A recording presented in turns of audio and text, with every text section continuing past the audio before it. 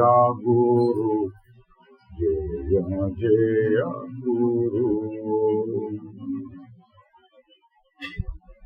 ఓం గురు జయ గురు జయ జయ గురు. ఓం గురు జయ గురు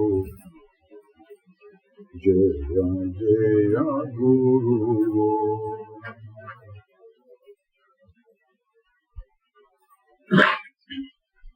ఓం గురు జయ గురు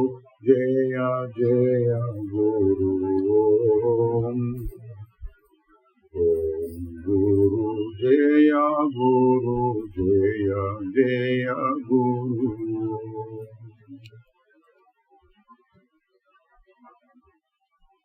ఓం గురు జయ గురు జయ జయ గురు. ఓం గురు జయ గురు జయ జయ గురు. ఓం గురు జయ గురు జయ జయ గురు. ఓం గురు జయ గురు జయ జయ గురు. గురు జయ గురు జయ జయ గురు.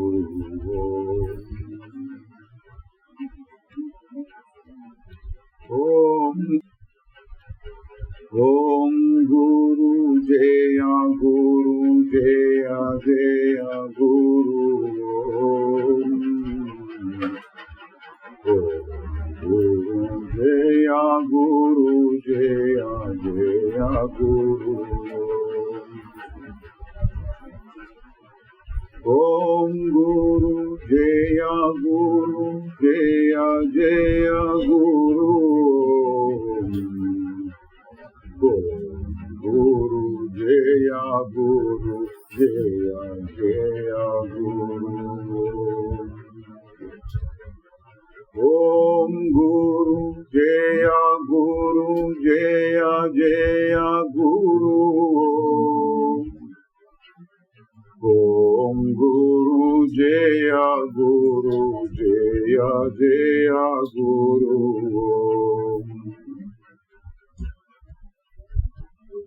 ఓం గురు జయ గురు జయ జయ గురు.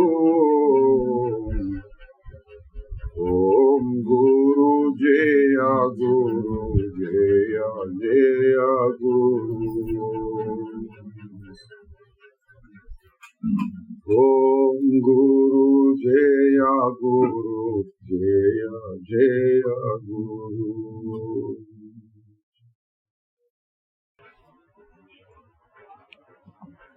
ఈ క్షణమందే ఈ దీనునికి మోక్షము సంగిన అడ్డమెవ్వరు. ఏ గురో నీకు అడ్డమెవ్వరు. ఈ క్షణమందే ఈ దీనునికి మోక్షము సంగిన అడ్డమెవ్వరు. అర్హత ఏమియు నాకు లేదని ఆలసించుటది ఎలా. అర్హత ఏమియు నాకు లేదని ఆలసించుటది ఎలా. వలసిన అర్హత నీవే నాకిక ఒసగినచో మరి అడ్డమెవ్వరు.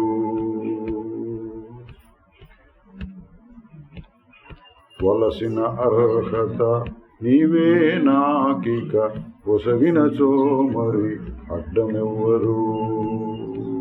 ఈ క్షణమంది ఈ దీనునికి మోక్షము సంగిన అడ్డమెవ్వరు.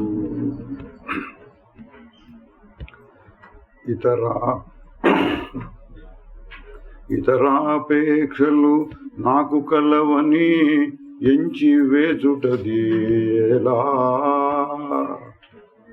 ఇతరాపేక్షలు నాకు కలవని ఎంచి వేచుటది ఎలా.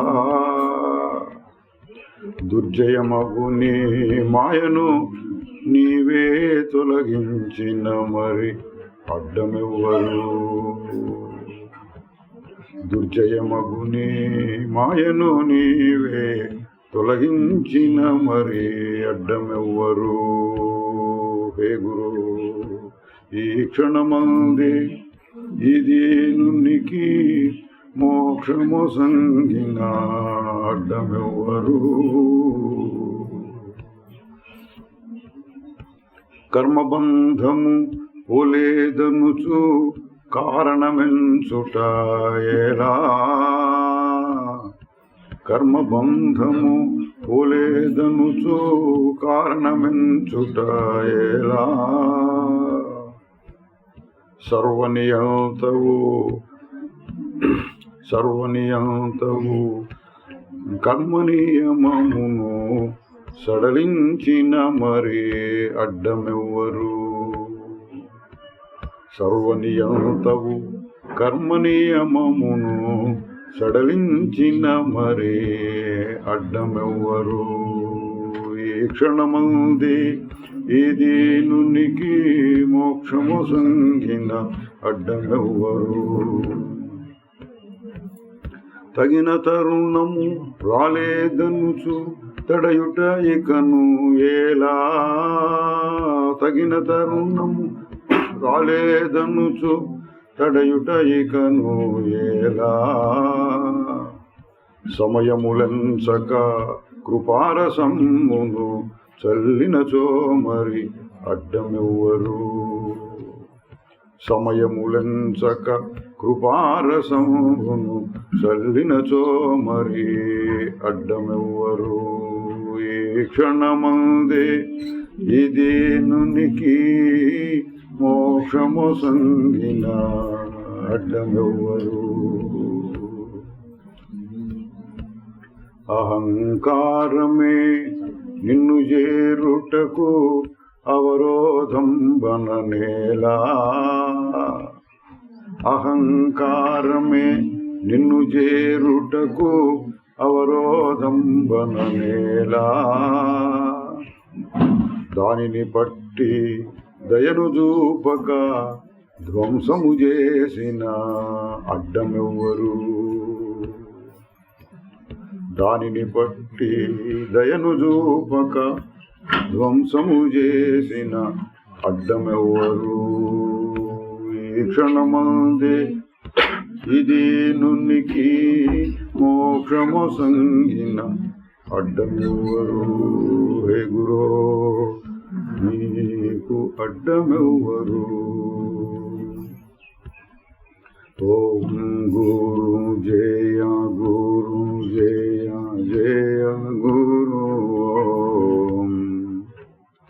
ఓం గురు జయ గురు జయ జయ గురు. ఓం గురు జయ గురు జయ జయ గురు. ఓం గురు జయ గురు జయ జయ గురు. ఓం గురు జయ గురు జయ జయ గురు. ఓం గురు జయ గురు జయ జయ గురు. యోగ వాసిష్టం.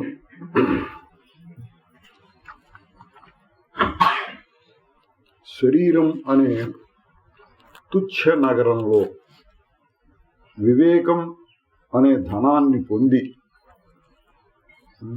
దీన్ని ఒక నగరంతో పోల్చాడు. నగరంలో మనం డబ్బు సంపాదించుకోవాలి. తుచ్చమైన నగరం, ఇందులో వివేకం అనే ధనాన్ని పొందుకోమంటున్నాడు. క్షణంలో నశించే భోగాల్లో ప్రీతి లేకుండా ఉండేవాడు వివేకం అనే ధనం నశించే భోగాల్లో ప్రీతి లేకుండా ఉండటం, ఆ ఇంద్రియాలచే ఓడడు అంటే వాటికి లొంగిపోడు. ఇది రెండు ఉంటే వివేకం అనే ధనం. వివేకం అంటే రెండింటిని పోల్చి చూచి ఏది మంచి ఏది చెడు, మన ఇప్పుడు ప్రస్తుత సందర్భంలో చెప్తే ఏది మారేది ఏది మారకుండా ఉండేది, ఈ విధంగా విచారించి చూడగలగడం వివేకం. స్వాధీన చిత్తం కలిగి ఈ శరీరాధిపతి అయిన జ్ఞాని పొందే సుఖాన్ని, శరీరాధిపతి అయిన జ్ఞాని, శరీరాధిపతి మామూలుగా జీవుడు అంటాం, ఇక్కడ జ్ఞాని అన్నమాట వాడారు. అంటే వివేకము విషయముల ఎడల వైరాగ్యం కలిగినటువంటి వాడు జ్ఞాని అన్నారు. స్వాధీన చిత్తం కలిగి, చిత్తం చెప్పినటువంటి ఉంది. ఈ శరీరాధిపతి అయిన జ్ఞాని పొందే సుఖాన్ని మహాసామ్రాజ్యాన్ని ఏలే ప్రభువులు కూడా పొందలేరు. ఏంటంటే మహాసామ్రాజ్యాన్ని ఏలేటటువంటి ప్రభువులు కూడా పొందలేరు. ఎవరు? ఈ జ్ఞాని పొందే సుఖాన్ని. ఏంటి సుఖం? ఊరకుంటే సుఖం ఉంటే అంతే. ఊరకుంటే సుఖం ఎక్కడి నుంచి వచ్చింది? తనలోనే ఉంది. మరి అందరూ చేసే పనులు, ఇక్కడ ఈ సందర్భంలో చెప్పిన మహాసామ్రాజ్యాన్ని వెళ్ళే అధిపతి వాళ్ళు పొందే సుఖాలు ఎట్లా ఉంటాయి? ఏదో చేయడం, ఏదో సాధించడం, దాన్ని అనుభవించడం. అందులో ఉండే దోషం ఏంటి? ప్రయత్నం చేయాలి ముందు, దానికోసం ప్రయత్నం చేసి తర్వాత అనుభవించాలి. ప్రయత్నంలో ఎన్నో లోపాలు ఉండొచ్చు, ఒకసారి కుదరచ్చు, కుదరకపోవచ్చు. అనుభవించడంలో కూడా అట్లాగే ఎన్నో ఇబ్బందులు రావచ్చు. దానికి మంచి శరీర ఆరోగ్యము మొదలైన ఉండాలి. సరే, అన్నీ సమకూడి బాగా అనుభవించాడు అనుకున్నా నిలబడదు, ఆ సుఖం నిలబడదు. మళ్ళీ కాసేపు అయ్యేటప్పుడు మళ్ళీ కావాలి అనిపిస్తుంది. కాసేపు అయ్యేటప్పుడు దాని మీద విసుగు వస్తే ఇది కాదు ఇంకొక రకమైన సుఖం కావాలి అంటాడు. ఎప్పటికప్పుడు ఇట్లా ఇంకోటి ఇంకోటి, అదే ఇంకా ఇంకా ఇంకోటి ఇంకోటి, ఇట్లా సమయం జరిగిపోతూ ఉంటుంది. అన్ని అనుకూలంగా ఉన్నప్పుడు అందులో ఉండేటటువంటి కష్టం తెలియదు. అనుకున్నది అనుకున్నట్లు జరగకపోతే అప్పుడు ఆ బాధ తెలుస్తుంది. అబ్బా, ఇంత కష్టపడ్డాం ఇంకా రాలేదే అని. దానికి వ్యతిరేకమైనటువంటి ప్రయత్నం ఏమిటి? జ్ఞానం. వివేకం కలిగినటువంటి జ్ఞాని అన్నారు. ఏమిటి ఆ జ్ఞానం? ఊరకుంటే సుఖము ఉంటే,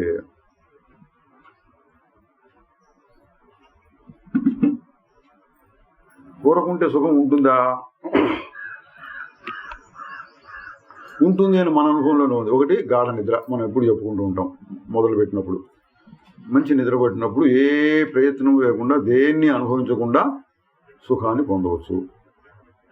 అది కాకుండా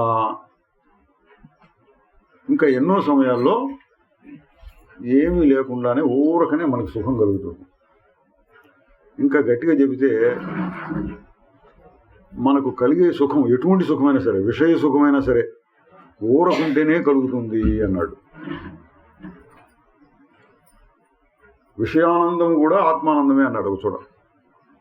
ఎట్లాగంటే విషయాన్ని అనుభవించినప్పుడు మీరు గమనించవచ్చు, ఏ విషయమైనా సరే మన అనుభవంలో మనం పరీక్ష చేసి చూడవచ్చు. మనస్సు కాసేపట్లా ఆగుతుంది. అప్పటిదాకా ఏదో కోరిక ఉంది, కావాలి కావాలని, ఆ వస్తువు దొరికినప్పుడు అట్లా ఆగిపోతుంది మనస్సు. ఆహా బాగుంది, ఆహా బాగుంది అన్న స్థితిలో మనస్సు ఆగిపోతుంది. ఆగిపోయినప్పుడు వచ్చేటువంటి సుఖం ఆత్మానందము అన్నారు. ఆత్మలో నుంచి వచ్చినటువంటి సుఖం. అయితే భ్రమ వల్ల ఏమనుకుంటాడు? ఫలానా వస్తువును అనుభవించినందువలన సుఖం వచ్చింది అని. నిజానికి ఎక్కడి నుంచి వచ్చింది? ఫలానా వస్తువుని అనుభవించినందువలన అప్పటిదాకా దాన్ని పొందాలి అనే కోరిక, ప్రయత్నము, అనుభవించాలి అనేటువంటి ఒక తపన, ఇవన్నీ ఒక్కసారిగా పోతాయి అనుభవించగానే. మనస్సు ప్రశాంతం అవుతుంది. మనస్సు ప్రశాంతం చేయడం కోసం విషయ సుఖాలు అనేటువంటి ప్రయత్నాలు చేస్తూ ఉంటారు. అది ప్రపంచం యొక్క పద్ధతి.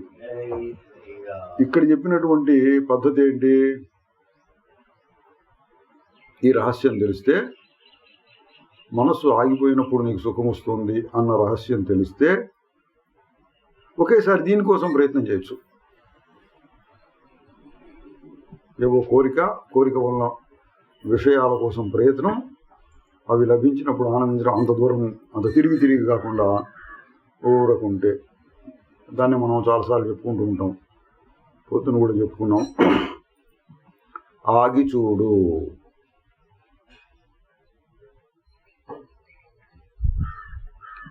ఆగి చూడటం ఎట్లాగో అంటే మనం చిన్న చిన్న టెక్నిక్స్ ఏవో పెట్టుకోవచ్చు. గాఢ నిద్రలో ఎట్లా ఉంటాను నేను గుర్తు తెచ్చుకోవచ్చు. ఏం ఆలోచించదు. గాఢ నిద్రలో ఎట్లా ఉండాలి ఒక్కటే. చాలాసేపట ధ్యానం చేయడం అంటే కష్టం అవుతుంది. అది లేకుండా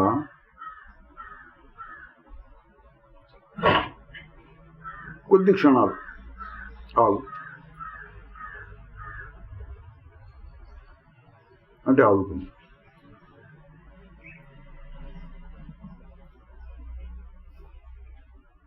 దాన్ని మనం గుర్తించవచ్చు. ఇట్లా అనేక సందర్భాల్లో. ఇంకొక సందర్భం చెప్తాను. ఉదాహరణకి, నిద్రపోతున్నప్పుడు సుఖం ఉన్నా అనుకోండి, నిద్ర లేచాం, మెలకు వచ్చింది, కానీ ఇంకొకసేపు దొర్లుతున్నాడు, పక్క మీద దొర్లుతున్నాం. ఎట్లా ఉంటుంది అప్పుడు? ప్రపంచము తోస్తూ ఉంటుంది, కానీ పెద్దగా ఆలోచనలు రావు ప్రపంచాన్ని గురించి. లేవాలి అనిపిస్తూ ఉంటుంది, కాసేపు ఉండి లేవచ్చులే అనిపిస్తూ ఉంటుంది. అప్పుడు కూడా హాయిగానే ఉంటుంది. పిల్లల్లో బాగా కనిపిస్తుంది. ఇది టైం అయింది లే అంటుంటే అంటుంటారు, మళ్ళీ పడుకుంటూ ఉంటారు. అది ఊరకుంటే సుఖం ఎట్లా ఉంటుంది అంటే ఇట్లా చాలా ఉదాహరణలు చెప్పుకోవచ్చు. ఇట్లా ఊరకుంటేనే, ఏమి చేయకుండానే సుఖాన్ని పొందొచ్చు. అది ఎక్కడి నుంచి వస్తుంది? తనలో నుంచే. ఈ రహస్యం తెలిసి ఆ విధమైన సుఖాన్ని పొందేటటువంటి జ్ఞాని, మహాసామ్రాజ్యాన్ని ఏలే ప్రభువులు కూడా దాన్ని పొందలేరు అన్నారు. ఇంద్రియాలు అనే భృత్యుని వశీకరించుకున్నవాడు, మనస్సు అనే శత్రువుని జయించినవాడు శరీరం అనే నగరానికి అధిపతిగా ఉంటాడు. అది జయించాలట. శత్రువుని జయించకుండా రాజు ఎట్లా అవుతాడు అంటే శత్రువుని జయించాలి. ఏం శత్రువులు?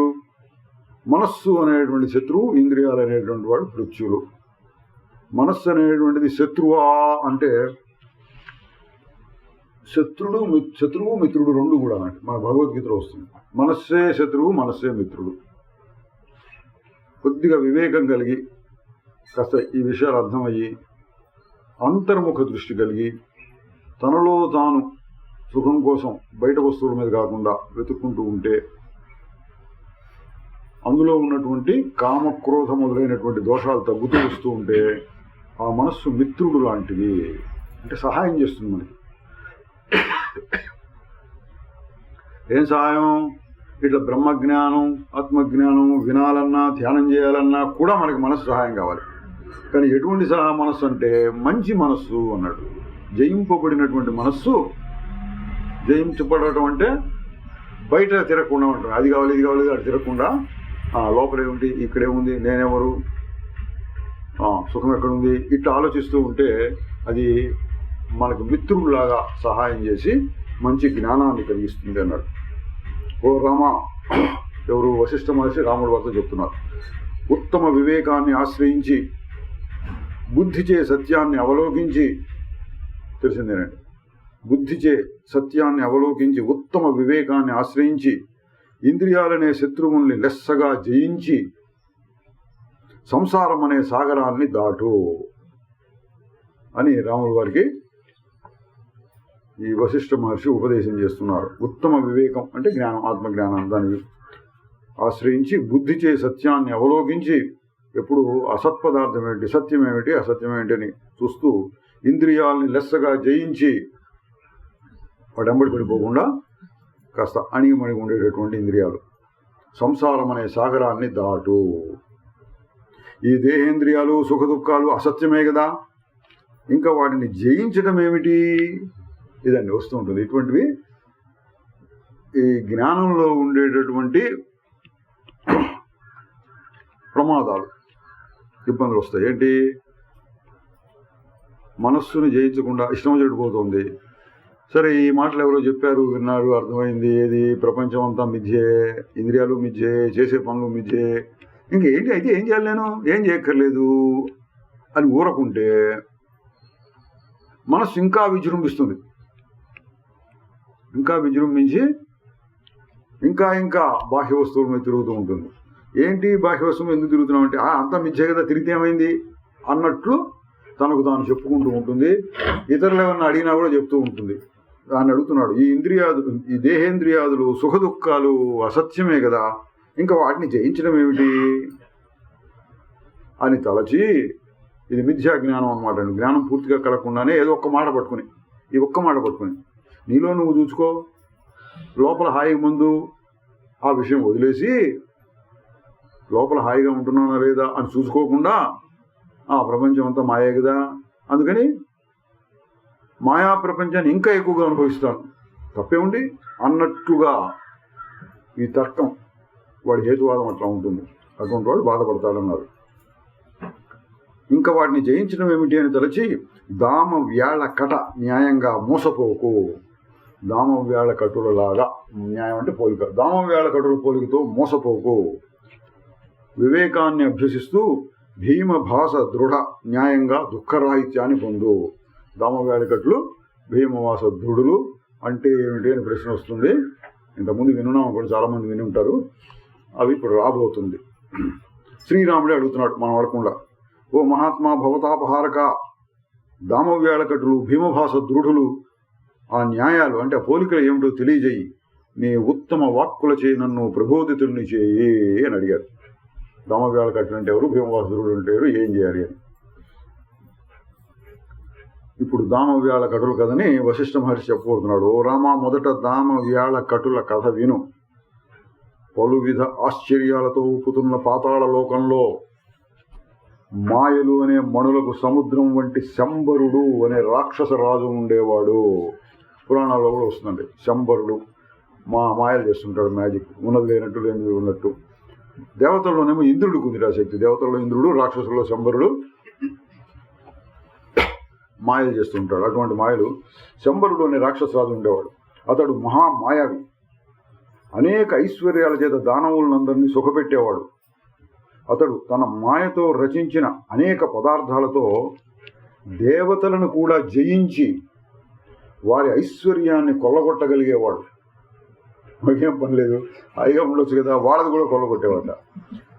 అట్టి మాయాబలం కలిగిన శంబరుడు నిదురించినప్పుడో లేక మరో దేశం పోయినప్పుడో అదను చూచి దేవతలు రాక్షస సేనను బాధ పెట్టేవారు.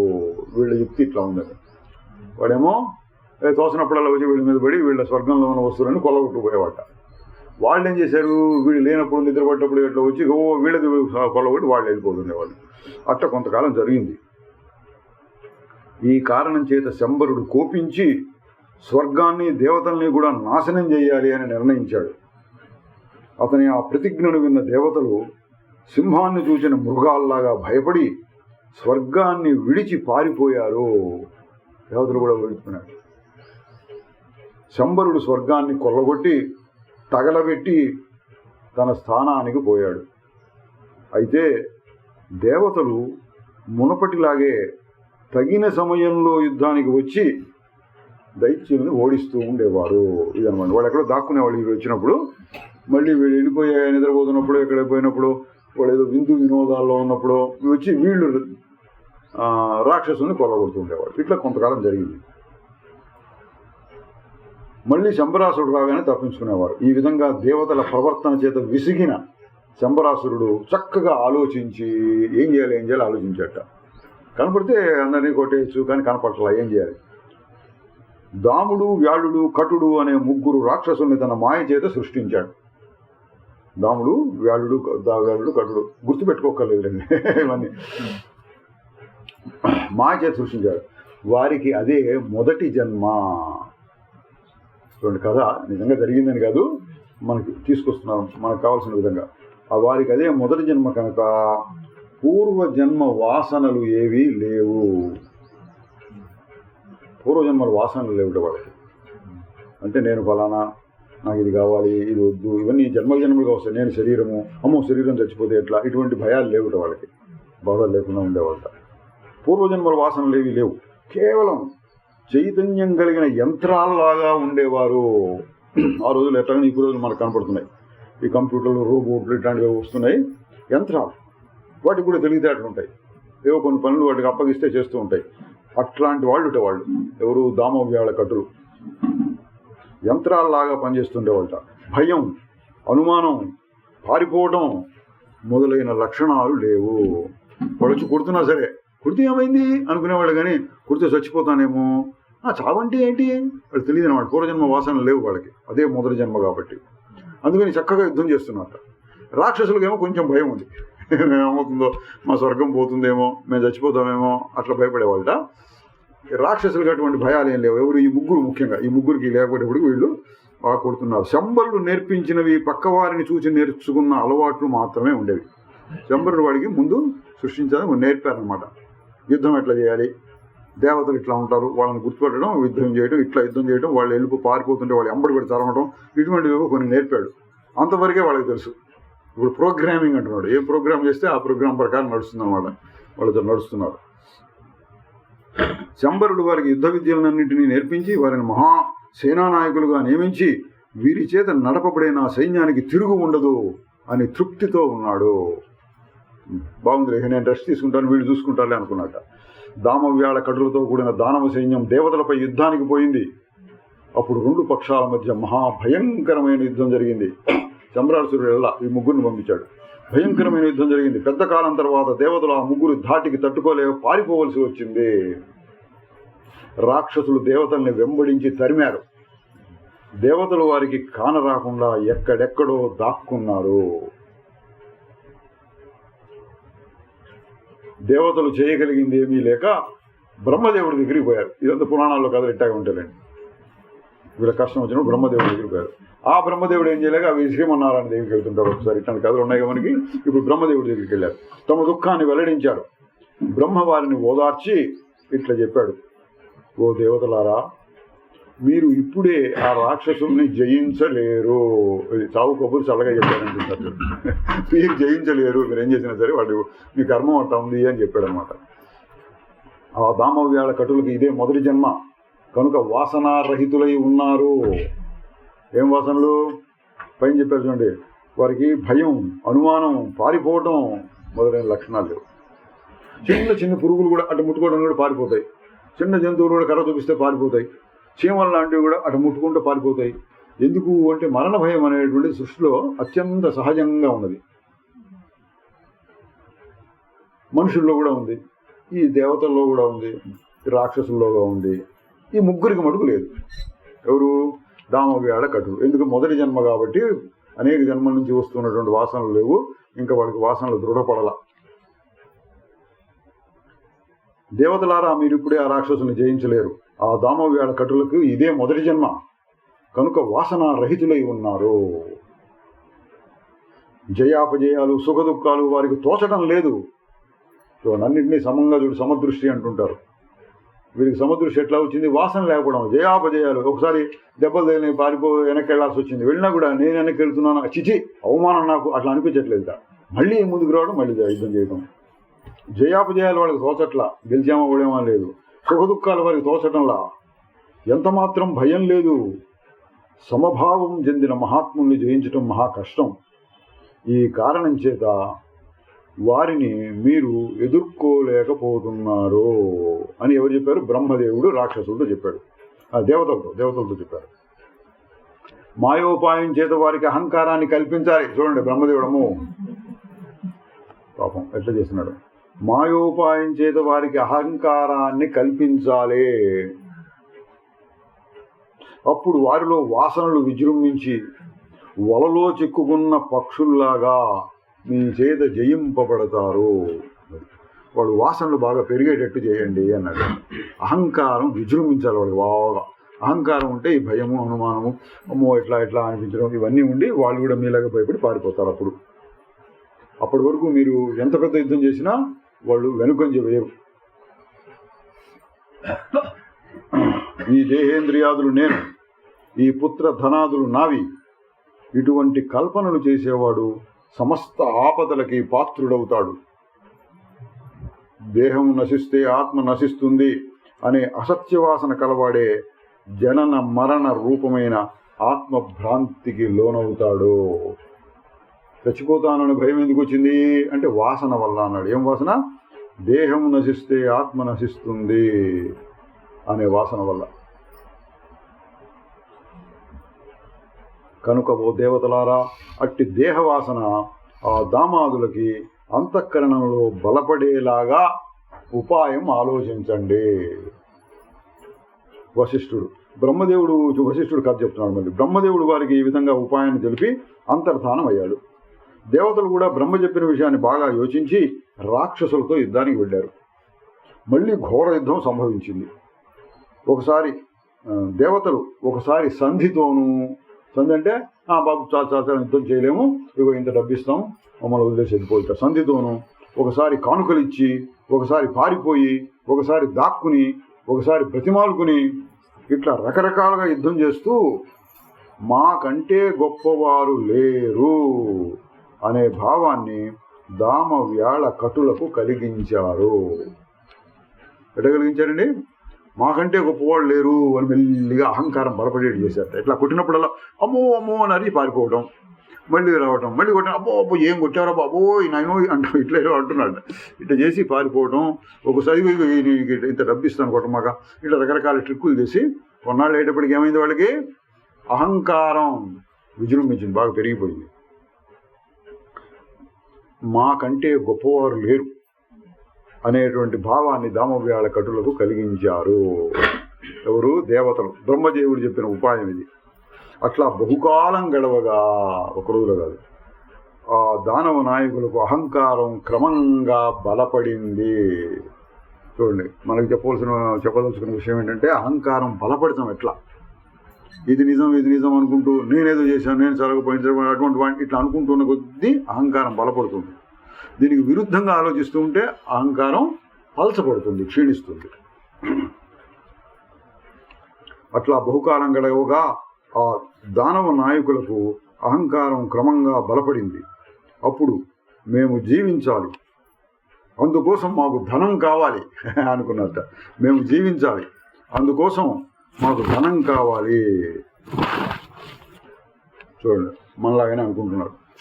మేము జీవించాలి, అందుకోసం మాకు ధనం కావాలి. అంతకుముందు అది జీవించడం ఏంటి, మరణం ఏంటి, ఏంటిది అసలు ఏం అర్థం కదా, అట్లా ఉండేవారు. ఇటువంటి ఆలోచనలు రాగానే వారు దీనత్వం పొందసాగారు. నా దేహం బహుకాలం ఉండాలి అనుకుంటున్నట్ట. నా దేహం బహుకాలం ఉండాలి, రోగరహితంగాను దృఢంగాను ఉండాలి. ఇవన్నీ మనకేమైనా ఉన్నాయో చూసుకోండి.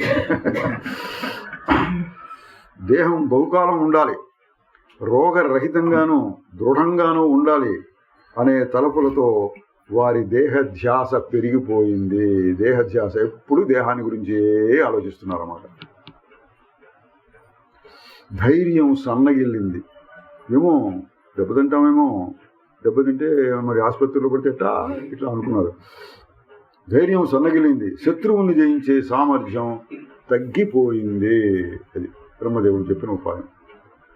వాళ్ళకి ఎప్పుడైతే భయం పెరిగిందో శత్రువుల్ని జయించే సామర్థ్యం తగ్గిపోయింది. అన్న పాన స్త్రీ సంపదల తలపులు ఎక్కువైనాయి.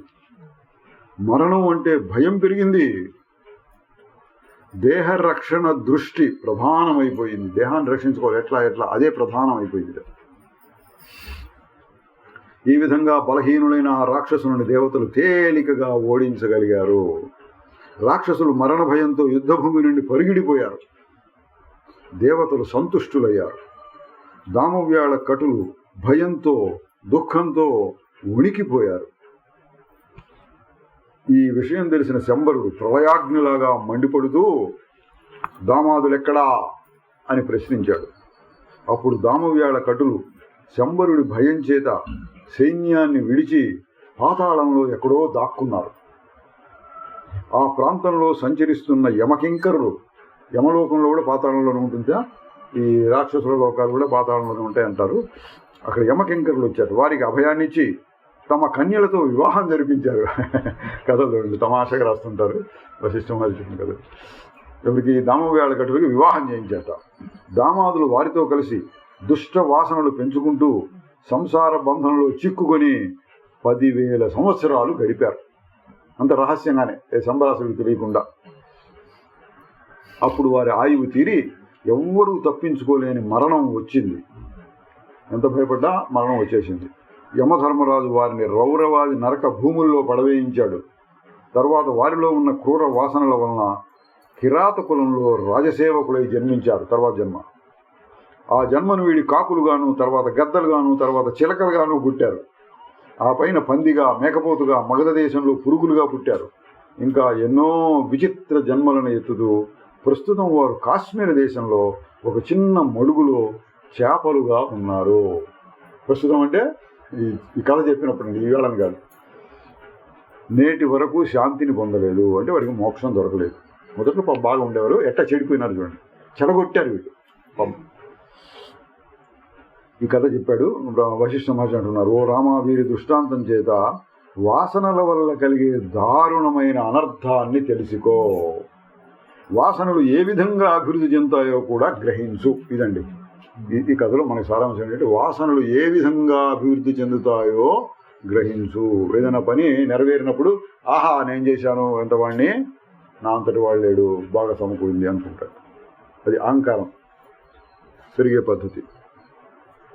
ఎప్పుడైనా అనుకున్నాడు జరగకపోతే, అయ్యో అయ్యో జరగలేదే, చీచీ చీచీ అంటాడు. అదొక రకమైన అహంకారం.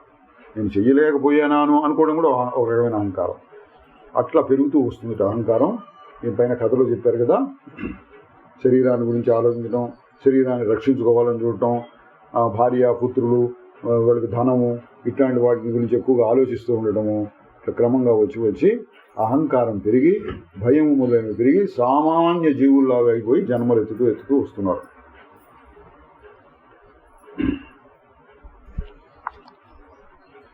తర్వాత శ్రీరాముడు ప్రశ్న.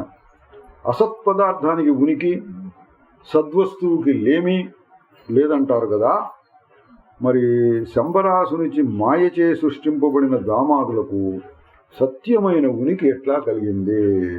ఇదండి ప్రశ్న.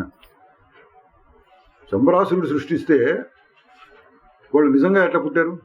అది మ్యాజిక్ అయి ఉంటే అది ఊరికి పైపైన తోచడమే కానీ నిజంగా రాక్షసులాగానో మనుషుల్లాగానో ఉండటానికి వీల్లేదు కదా అని అడిగారు. వశిష్ఠుడు, మహాబాహుడువైన ఓ రామా, నీవు చెప్పింది సత్యమే.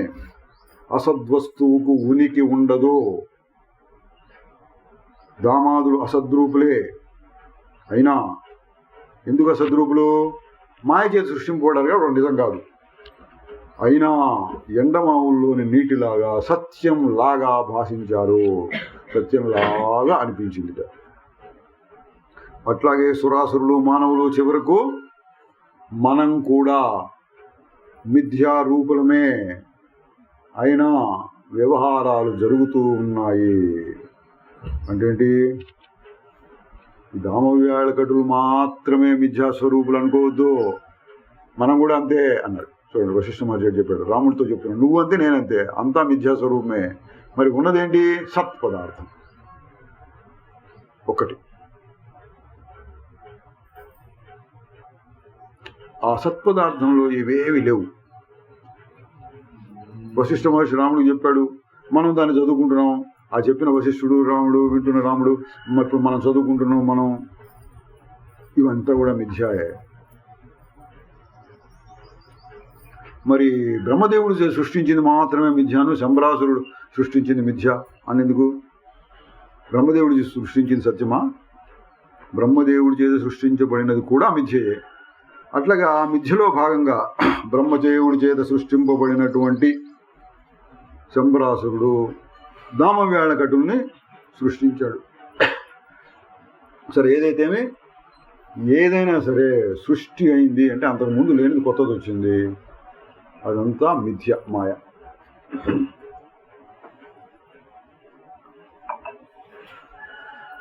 ఓ రామ, వశిష్ఠ రామాది రూపాలు ప్రత్యక్షంగా ఉన్నప్పటికీ, తన గురించి వశిష్ఠ రామాది రూపాలు, నేను వశిష్ఠుని, నువ్వు అప్పుడు ఇవి ప్రత్యక్షంగా కనపడుతున్నప్పటికీ అవి తత్వ దృష్టిలో సత్యం కాదు. పరమాత్మ దృష్టిలో సత్యం కాదు. ఎందుకు అవి కూడా మారిపోతుంటాయి. జ్ఞానుల అనుభవ దృష్టిలో కూడా కాదు, జ్ఞానులు కూడా అంటే మంచి జ్ఞానం కలిగిన అట్లా చూస్తే మారుతోందిగా, ఇది మారుతోందిగా, శుద్ధ చైతన్యానికి మార్పు లేదు కదా అన్న దృష్టితోనే చూస్తూ ఉంటారట. యుక్తి చేత కూడా దేహాదుల ఉనికి సంభవించదు. యుక్తి అంటే హేతువాదం, తర్కంతో కూడా దేహాదులకు ఉనికి సంభవించదు. ఎందుకు? ప్రతిక్షణం మారిపోతుంది, ఇంకా ఏమి నిలకడగా ఉంది. చిదాకాశం నిరంజనం, జ్ఞానస్వరూపం, సత్యం.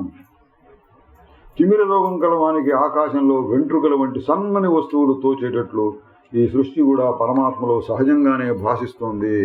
ఎన్నో ఎన్నో ఎన్నో ఎన్నో ఉదాహరణలు ఇస్తుంటారు మహర్షి గారు, వశిష్ఠ మహర్షి గారు. ఇక్కడ ఇంకో రకమైన ఉదాహరణ ఏం చెప్పారు, తిమిర రోగం గల వాడికి ఇట్లా ఆకాశంలో చూస్తే ఏవో తీగలు తీగలుగా ఉన్నట్టు, చుక్కలు చుక్కలుగా ఉన్నట్టు ఎటో కనపడుతూ ఉంటాయి. మనకు కూడా అప్పుడప్పుడు కనపడుతూ ఉంటాయి. అవి నిజమా? కాదు, ఊరికి కనపడదుగా నిజంగా. ఆ ఉదాహరణ ఇచ్చారు. తాడు మీద పాము, ఎండమావులు, నీళ్ళు, ఇటువంటి ఉదాహరణలతో పాటు ఇది కూడా తిమిర రోగం కలగవానికి ఆకాశంలో వెంట్రుకల వంటి సన్నని వస్తువులు కనపడేటట్టుగా ఈ పరమాత్మలో ఈ సృష్టి సహజంగా భాషిస్తోంది, నిజం కాకపోయినా. ఓ రామ దామాదుల వల్లనే మనము చిదాకాశంలో వ్యక్తమై ఉన్నాం. అందరం చిదాకాశంలోనే ఉన్నాం. చిదాకాశంలో ఉన్నటువంటి ఏంటంటే, ఎక్కడుంది చిదాకాశం?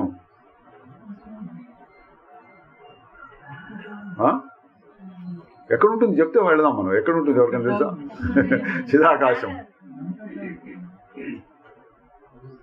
దీనికి ఇంకో చోట ఎక్కడ వస్తుంది, ఇందులోనే భూతాకాశం, చిత్తాకాశం, చిదాకాశం 3 రకాలుగా చెప్పాడు. ఇక బయట కనిపించేది ఆకాశం ఖాళీ ఖాళీ ఖాళీగా ఉండేది భూతం ఆకాశం. పంచభూతాలు ఒకటైంది ఖాళీ, ఇది భూతాకాశం అన్నాడు. చిత్త ఆకాశం అంటే మనస్సు అనేటువంటి ఆకాశం, అది కూడా అనేక వస్తువులను లోపల పెట్టడానికి సహాయం చేస్తుంది. ఇప్పుడు కూర్చొని ఆలోచిస్తున్నాం అనుకోండి, అప్పుడు నీళ్ళ అబ్బాయి వచ్చేదో పోసిపోతున్నట్టున్నాడే అని మనకు కనపడంగానే దాని గురించి అలా ఎందుకు వచ్చాడు, ఇవాళ నీళ్ళు రాలేదు పొద్దున, ఇంత లేట్గా వచ్చింది, ఎంతమంది పాపం ఎట్లా దాహంతో బాధపడుతున్నారా ఇప్పటిదాకా, ఇట్లేవో ఆలోచనలు వచ్చినాయి అనుకోండి. అది నీళ్ళ క్యాన్లు, అబ్బాయి పొయ్యటము, వీళ్ళందరూ బాధపడుతూ, ఇవన్నీ ఆలోచనలు లోపల వచ్చినాయి. ఎక్కడున్నాయి అవన్నీ? ఆ ఆలోచనలు వస్తూ ఉన్న సమయంలో నిజంగానే అనిపించింది మనకి.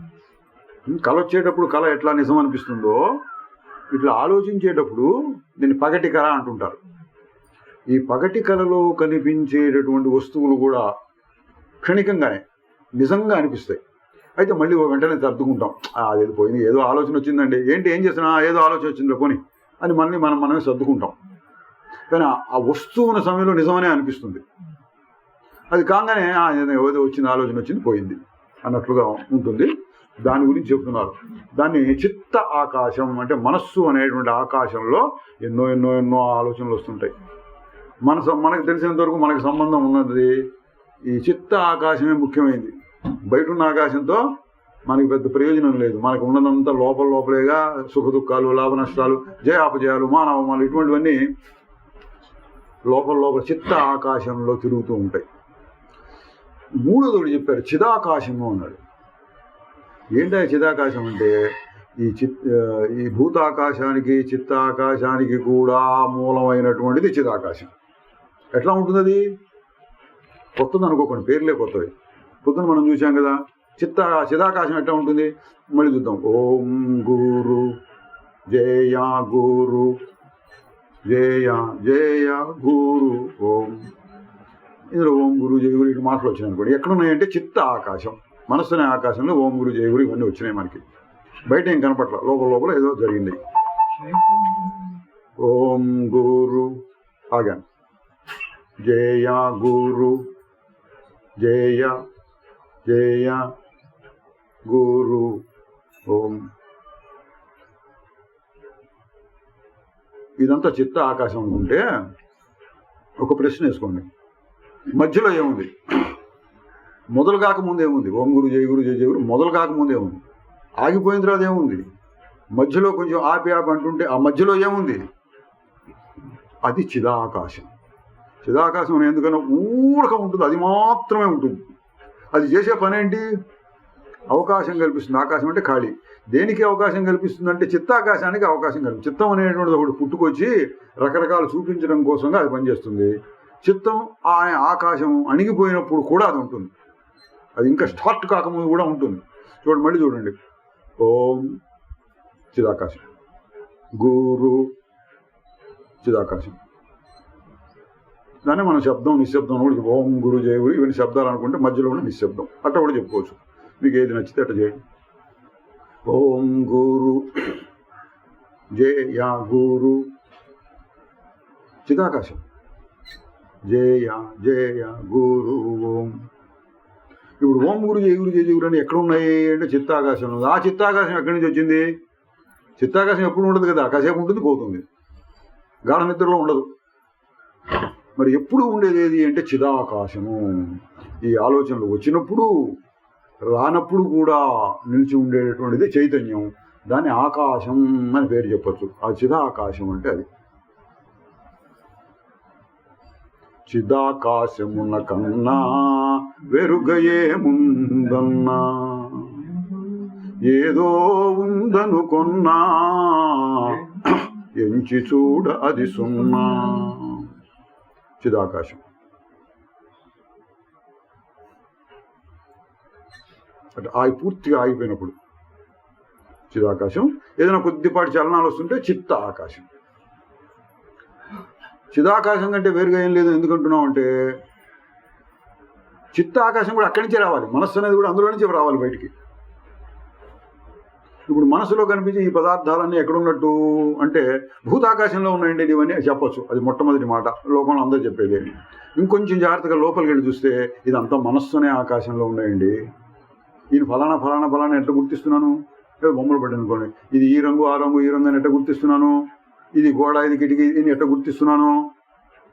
కన్ను ఏం చూపిస్తుంది? ఊరికే అట్లా వస్తువు ఫోటో తీసినట్టు చూపిస్తుంది. అదంతా ఒక 5% ఉంటుందేమో ఆ పని, కన్ను చేసే పని. తర్వాత ఇదేంటి ఫలానా, ఇదేంటి ఇల్లు, ఇదేంటి కిటికీ, ఇదేంటి తలుపు, ఆ కిటికీకి వేసిన రంగు ఏమిటి, ఆ కిటికీకి పెట్టిన గాజుల యొక్క రంగు ఏమిటి, ఈ గాజులు ఏంటి పగిలిపోయే రకమా లేదా పర్మనెంట్ ప్లాస్టిక్తో పెట్టారా, ఇట్లా ఇట్లా ఎన్నో ఆలోచనలు రావచ్చు. ఎక్కడి నుంచో ఎక్కడున్నాయి ఇవన్నీ?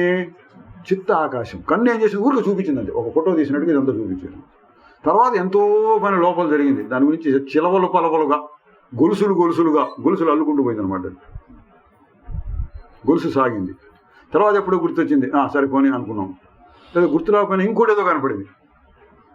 ఈ చెట్టు కనపడింది చూడండి, ఈ చెట్టు బాగుందే, ఏం పూలు ఇవి, మన ఊళ్ళో లేవుంది, ఈ పూల పేరేంటి, వాసన ఉంటుందా వీడికి ఉండదా, ఇట్లా ఆలోచన పోయింది. మళ్ళీ ఇది ఒక గొలుసు. ఇదంతా మన ప్రపంచం. ఎక్కడ ఉంటుంది ఈ ప్రపంచం అంటే మనస్సులో ఉంటుంది. బయట ఉండేటువంటి ప్రపంచం ఏమిటో మనకు తెలియదు. నువ్వు పట్టించుకుంటే ఉన్నట్టు, పట్టించుకోకపోతే లేనట్టు. నువ్వు పట్టించుకుంటే ఉండేది చిత్త ఆకాశం. మనస్సు అనేటువంటి ఆకాశంలో రకరకాల ఆలోచనలు వచ్చి వాసనలు సుఖ దుఃఖాలు అవన్నీ కూడా మనస్సు అనే ఆకాశంలోనే ఉంటున్నాయి. దానికి కూడా మీరినటువంటిది చిదాకాశం. దాన్ని పట్టుకోవాలి. అది పట్టుకో, చెప్పుకున్నాం కదా, ఆగి చూడు. ఓం గురు ఆగు, జయ గురు ఆగు,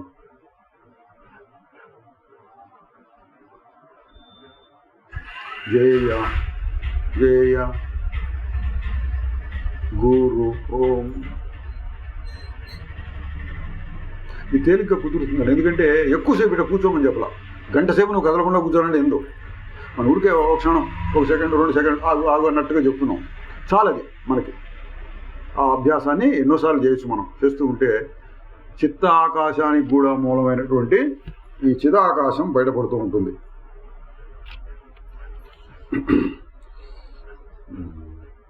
కేవలం వారల గురించి అంటే రాక్షసుల గురించే సత్యమా అసత్యమా అని విచారించడం ఎందుకు?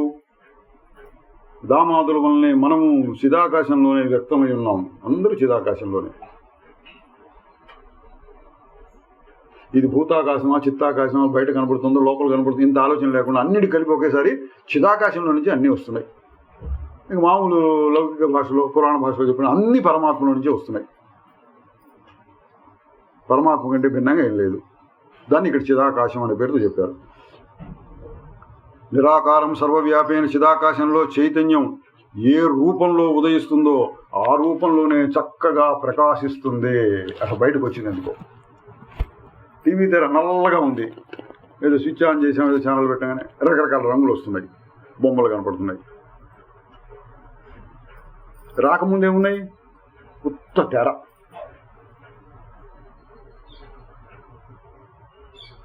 ఆ తెర చిదాకాశం లాంటిది. మనకి ఏ ఆలోచన లేనప్పుడు ఎట్లా ఉన్నాం? అది చిదాకాశం. ఆలోచనలు వచ్చినాయి, అందులో నుంచే వచ్చినాయి. ఇదండి అసలు ఆలోచనలు కానీ సంకల్పాలు కానీ ఇవేవి రాకుండానే ఉండాలి అంటే అదొక పెద్ద ప్రయత్నం. దానికోసం అటు చేసేవాళ్ళు కూడా ఉన్నారు, యోగులు అంటారు వాళ్ళని. మనసును ఆపడానికి ప్రయత్నం. ఇంకొకటి ఏంటి? జ్ఞానం వచ్చింది, చిదాకాశమే, అది కూడా వచ్చింది. ఇంకో చిదాకాశమే, చిదాకాశంలో నుంచే వచ్చింది, మళ్ళీ పోయింది. ఎక్కడికి పోయింది? చిదాకాశంలోకే పోయింది. అది చిదాకాశమున కన్నా వెరుగయేముందన్నా.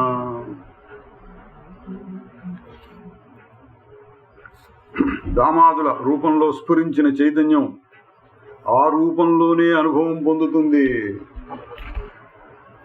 దామాదులు అనగానే దామాదులు నిజంగా ఉన్నట్లు అనుభవం వస్తుంది. ఆ చైతన్యం ప్రస్తుతం మన రూపంలో స్ఫురించి, అంటే రాముడు వశిష్ఠుడు అన్న రూపంలో స్ఫురించి మన రూపంలో ఒక అనుభవాన్ని కలిగిస్తున్నది. ఎట్లాగూ అంటే వీటన్నిటికీ చిన్న ఉదాహరణతో, చిన్న పోలికతో, కళలో కూడా ఎన్నెన్నో కలపడుతున్నాయి. కళకు మూలం ఏమిటి అంటే కళకు ముందున్నటువంటి చైతన్యం. కళ రావడానికి ముందుండే చైతన్యం ఎట్లా ఉంటుంది? గాఢ నిద్రలాగా ఉంటుంది. ముందు నిద్ర రావాలి, కళ రావాలంటే. అక్కడ ఉన్నటువంటిదేమో చిదాకాశం అనుకోండి నిద్రలో. కళ వస్తే అది చిత్త ఆకాశం, మనస్సు అనే ఆకాశం. ఇప్పుడు దేనికి ఎక్కువ విలువ ఇవ్వాలంటే చిదాకాశం. ఎందుకు? అది మారదు కాబట్టి. తరగని మారని వస్తువునా తెరపై బొమ్మలు జగమన్నా. తరగదు, మారదు. అవ్యయం అంటే తరగదు, తరుగుబోదు, మారదు. అటువంటి తెర మీద ఇవన్నీ బొమ్మల్లా కనిపిస్తున్నాయి.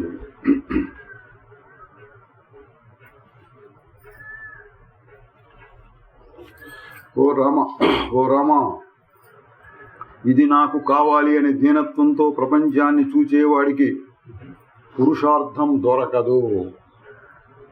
చూడండి, ఇది నాకు కావాలి అనే దీనత్వంతో ప్రపంచాన్ని చూచేవాడికి పురుషార్థం దొరకదు. ఇక్కడ పురుషార్థం అంటే మోక్షం అని చెప్పుకోండి. పరమ పురుషార్థం మోక్షం. ఇది కావాలి, ఇది కావాలి, ఇది కావాలి అన్నట్టు పక్కపోతుంటే ఇది దొరకదు.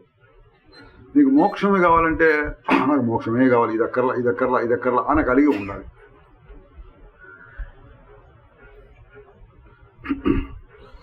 ఓ రామ, శ్రద్ధతో చేయబడే సాధనలన్నీ ఫలిస్తాయి అనటం ఒక నియమం. ఇది లౌకికమైన నియమం. శ్రద్ధతో చేయబడే సాధనలన్నీ ఫలిస్తాయి కనుక నీవు మోక్షం అనే ఫలం కోసం శుభయత్నాన్ని చేస్తూ ఉండు. నువ్వు సాధన చేయి అనేటువంటి స్థితి అండి ఇది. నీ స్వరూపం అది నువ్వేం చేయక్కర్లేదు అనేటువంటి బోధ కూడా అక్కడక్కడ వస్తూ ఉంటుంది. ఇది కూడా అక్కడక్కడ వస్తూ ఉంటుంది. ఎందుకని అంటే ఎవరు ఎటువంటి స్థితిలో ఉన్నారో దాని ప్రకారం చూసుకోవాలి.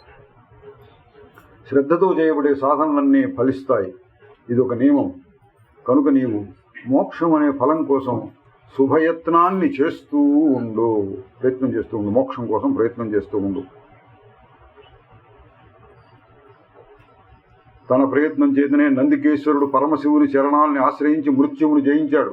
పురాణాల కథలు. మహదైశ్వర్య సంపన్నులైన దేవతలను కూడా బలి మొదలైన దానవులు ప్రయత్నం చేత మర్దించగలిగారు. సంవర్తుడు అనే మహర్షి తన ప్రయత్నం వల్ల బ్రహ్మదేవుని వలె సృష్టి చేయగలిగాడు. విశ్వామిత్రుడు తన ప్రయత్నం చేతనే బ్రాహ్మణత్వాన్ని పొందాడు. శ్వేతుడు అనే ముని తన ప్రయత్నం చేతనే యముణ్ణి జయించగలిగాడు. అంటే బాగా ప్రయత్నం చేయని మన పురికొల్పడం అన్నమాట అండి ఇవన్నీ. సావిత్రి అనే రాజకన్య ప్రయత్నం చేతనే యముణ్ణి మెప్పించి పరలోకం నుండి తన భర్తను తిరిగి రప్పించుకోగలిగింది. శాస్త్రీయమైన శుభ ప్రయత్నం వల్ల ఫలం స్పష్టంగా అనేది తెలుస్తుంది. ఇవన్నీ ప్రయత్నించి రకరకాల వస్తువులు పొందటం. ఇప్పుడు వశిష్ఠ మహర్షి ఏం చెప్తున్నాడు? ఈ విధంగా ఇప్పుడు చెప్పాడు. ఆ మహర్షి, ఈ మహర్షి, సావిత్రి వీళ్ళందరూ ఏదో పొందారు, అట్లా నేను కూడా ఏదో ప్రాపంచికమైన లాభాన్ని పొందాలి అనే అర్థం తీసుకోకూడదు. ఏం చెప్పినాడు? మోక్షం కోసం ప్రయత్నం చేయి. లోకంలో అందరూ విపరీతమైన ప్రయత్నం చేసి ప్రాపంచికమైన లాభాలు పొందుతున్నారు. నువ్వు విపరీతమైన ప్రయత్నం చేసి మోక్షం అనేటువంటి ఫలాన్ని పొందు. కాబట్టి నీవు సర్వోత్తమమైన మోక్షాన్ని గురించిన ప్రయత్నం చేయి. సమస్త భ్రాంతుల్ని సమూలంగా ఛేదించే ఆత్మజ్ఞానం కోసమే ప్రయత్నం తగి ఉంటుంది. సమస్త భ్రాంతుల్ని తెగబోయగలిగినటువంటి ఆత్మజ్ఞానం కోసమే ప్రయత్నం చేయవలసి ఉంటుంది. ఓ రామ, అభిమానాన్ని త్యజించి శమాన్ని ఆశ్రయించి శాశ్వతమైన మోక్షం కోసమై సజ్జనులను సేవించాలి. మొదటి నుంచి చెప్పుకుంటూ వస్తున్నాడు. అంటే మొట్టమొదటి మెట్లో ఉన్న వాళ్ళకి అర్థమయ్యేటట్టు అభిమానాన్ని త్యజించి, శమం అంటే కాస్త ఇంద్రియ నిగ్రహము, ప్రశాంత స్థితి కొంత సంపాదించి శాశ్వతమైన మోక్షం కోసం సజ్జనులను సేవించాలి. సత్పురుష సేవ లేకపోతే తపస్సు, తీర్థం, శాస్త్రం మొదలైనవేవి సంసార సాగరాన్ని దాటింపలేవు. సత్పురుషుడు అంటే ఎవరు? చూడండి, సత్పురుషుని సేవించమంటుంటారు, చాలామంది చెప్తుంటారు ఈ మాట. మరి సత్పురుషుడు అంటే ఎవరు? ఎవనికి లోభ మోహ క్రోధాదులు ప్రతిదినం సన్నగిల్లుతూ ఉంటాయో, పూర్తిగా పోయినవాడు ఎక్కడ దొరకడు మనకి. అందుకని చెప్తున్నాడు, సన్నగిల్లుతూ ఉంటాయి. ఎవడు తన కార్యాలలో శాస్త్రానుకూలంగా ప్రవర్తిస్తూ ఉంటాడో అతనే సజ్జనుడు అవుతాడు. అట్టి సజ్జనుల సాంగత్యం చేత ముముక్షువులైన వారికి దృశ్యం యొక్క అత్యంత అభావం అనుభూతం అవుతుంది. అది సజ్జన సాంగత్యము చాలా చోట్ల చెప్తారు. ఏంటంటే మనం పెద్దగా ప్రయత్నం చేయక్కర్లా. కష్టం ఏంటంటే అటువంటి సజ్జనులు దొరకడమే. దొరికితే ఏంటి, మన ప్రయత్నం అక్కర్లేకుండా వారి సాంగత్యం చేత క్రమంగా మార్పులు వస్తాయి మనలో.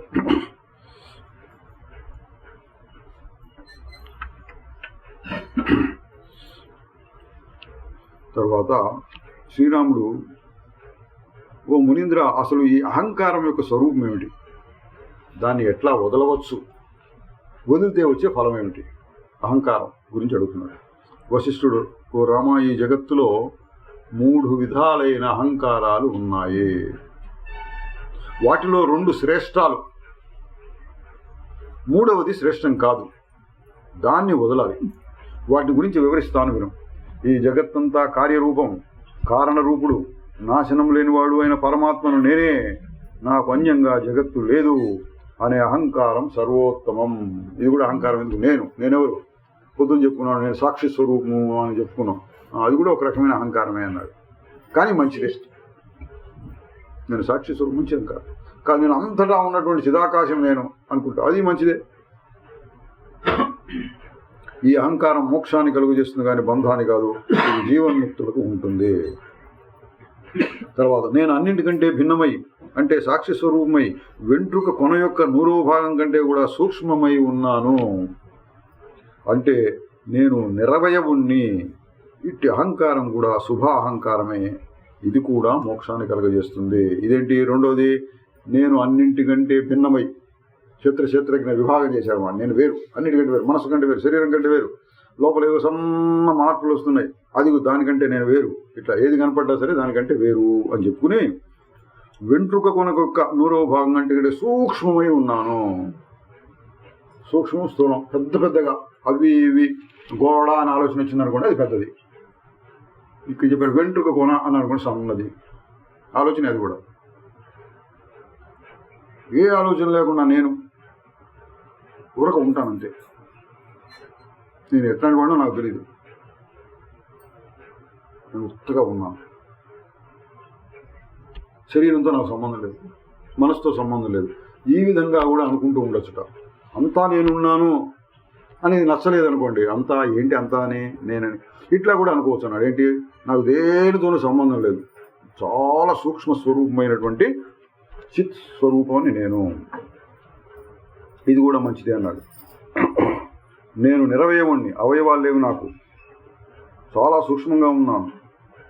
ఇది కూడా మోక్షాన్ని కలిగిస్తుంది. ఇక హస్తపాదాదులతో కూడిన దేహమే నేను అనే నిశ్చయం లౌకిక అహంకారం. ఇది తుచ్చమైంది. దేహం నేను అనేటువంటి అహంకారం మంచిది కాదు. అది కొంతమంది ప్రశ్న అడుగుతుంటారండి. నేను చిదానంద రూప శివోహం అనుకుంటూ ఉంటే అది కూడా ఒక అహంకారమే కదా అన్నారు. అహంకారమే అని మహర్షి గారు, వశిష్ఠ మహర్షి గారు చెప్తున్నారు. అహంకారమే, కానీ మంచిదే. అది నిన్ను క్రమంగా మోక్షానికి దారితీస్తుంది. కాబట్టి అయితే ఇక్కడ తేడా ఏంటి గమనించాల్సింది? నేను అంతటా నిండినటువంటి వాడిని, లేదు నేను మహాసూక్ష్మ స్వరూపుణ్ణి. ఎటువంటి వాడు నేను? అంతటా నిండిన స్వరూపం. వీళ్ళందరూ ఎదవలు అంటే రాకూడదు. నేను అంతటా నిండిన స్వరూపమే, అన్నీ నాలోనే ఉన్నాయి, వాడు వీడు అనే మాట ఉండకూడదు ఇంకా. అది అప్పుడు మిథ్యాహంకారం, మలినమైన అహంకారం వస్తుంది. నేను మాత్రమే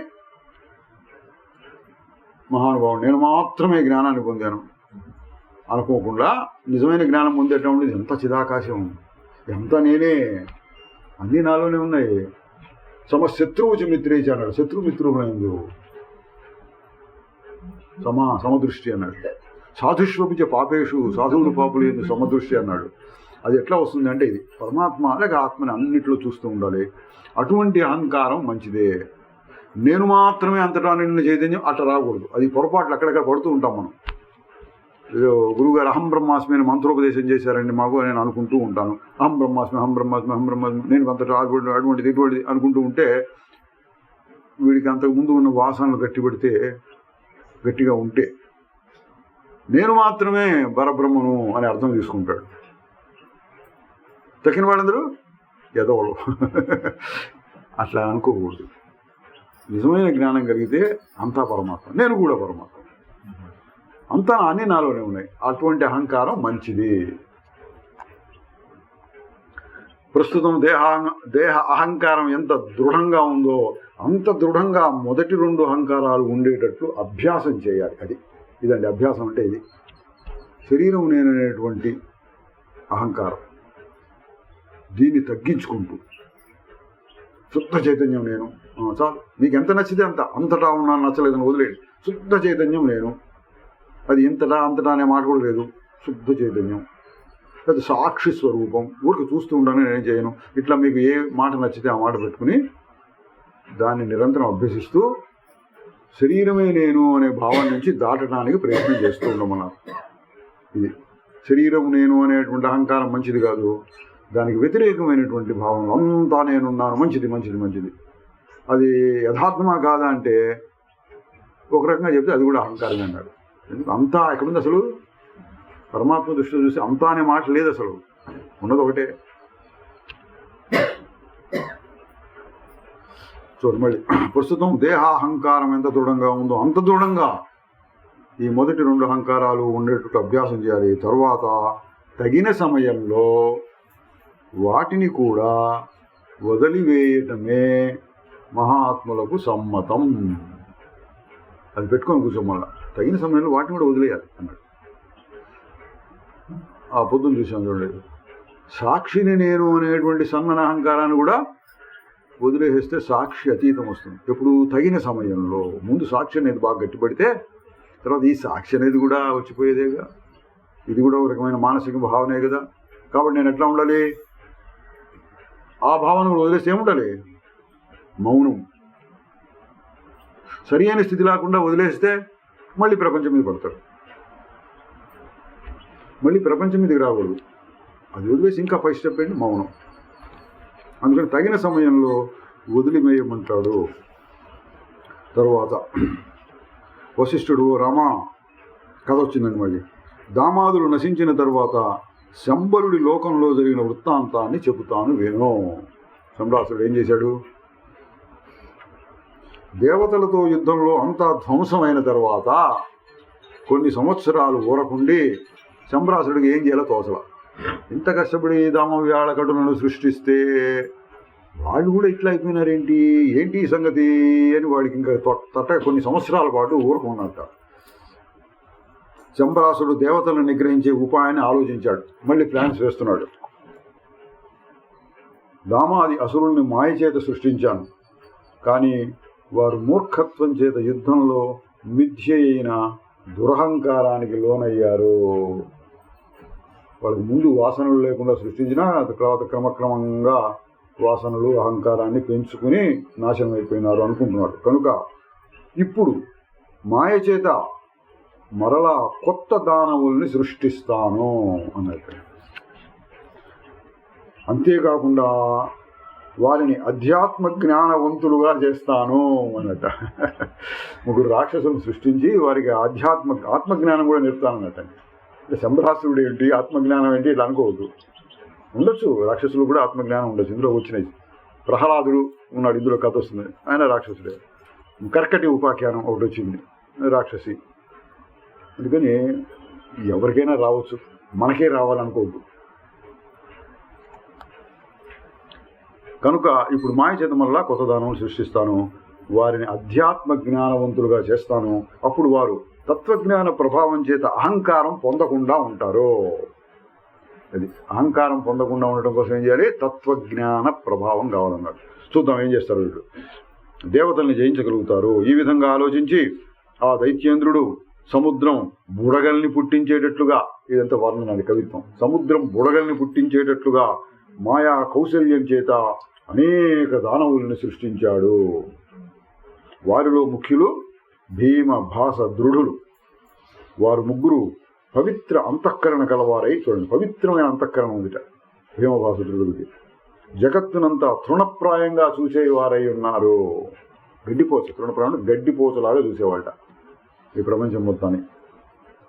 సర్వజ్ఞులు, తెలుసుకోవలసిన పరబ్రహ్మాన్ని తెలుసుకున్నవారు. చూడండి పరబ్రహ్మ జ్ఞానం కూడా ఉందన్నమాట. చెప్పాడు కదా, నేను వాళ్ళ జ్ఞానం బోధిస్తానని బోధించారు.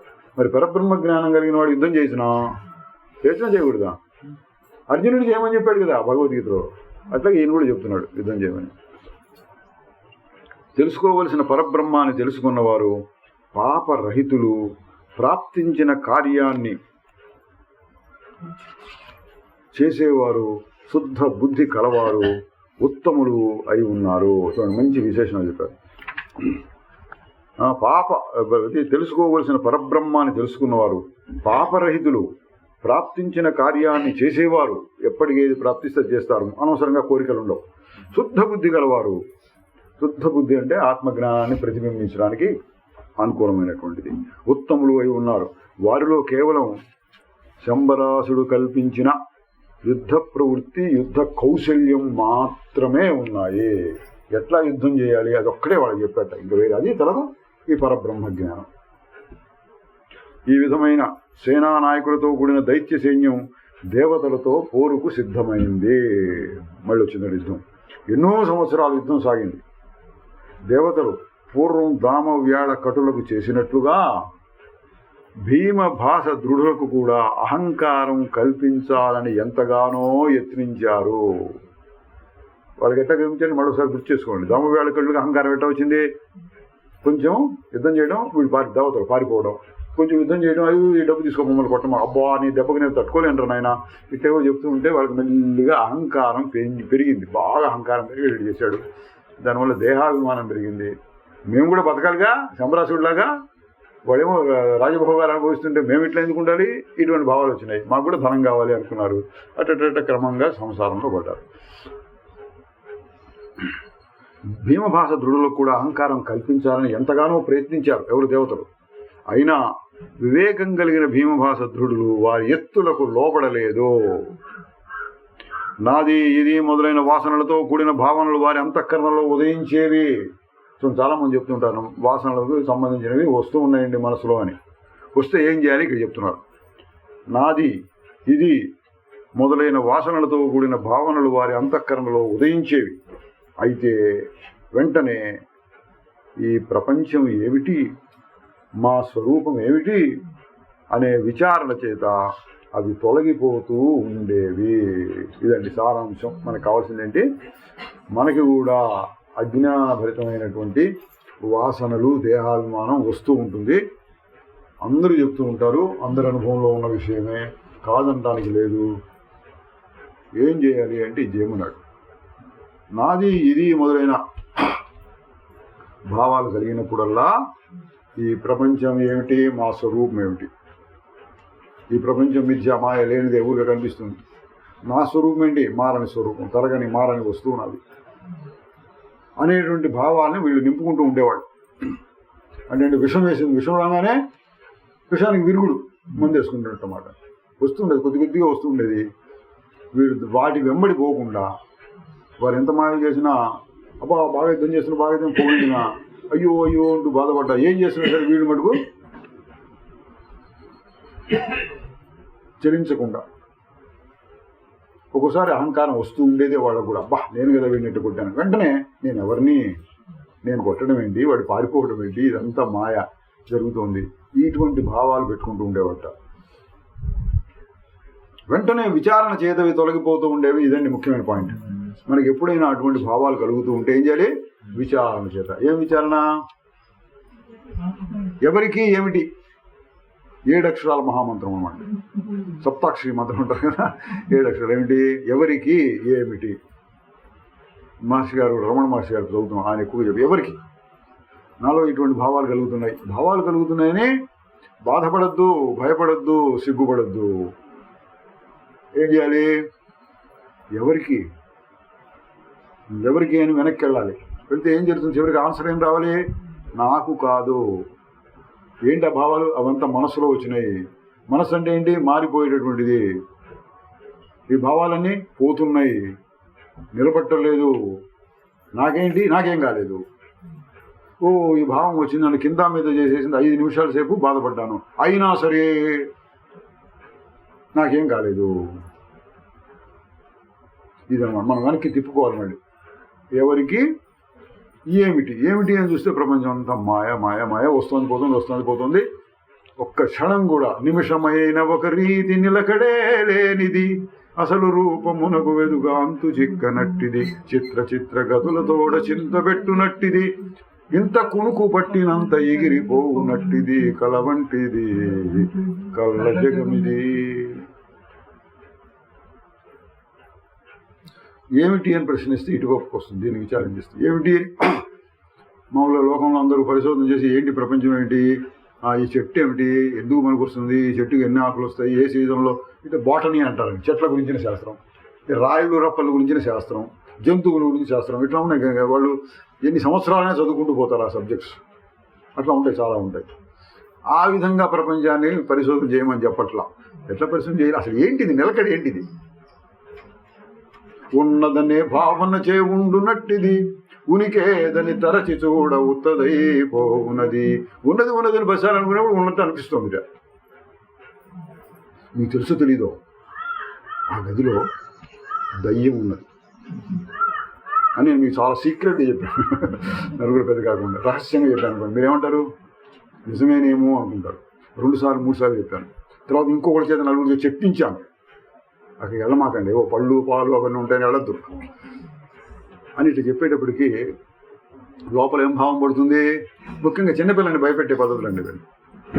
ఉన్నదనే భావన చే ఉండునట్టిది, ఉన్నది ఉన్నది ఉన్నది అని 10 సార్లు పెట్టేవాడిగా నిజంగానే ఉన్నది అనిపిస్తుంది.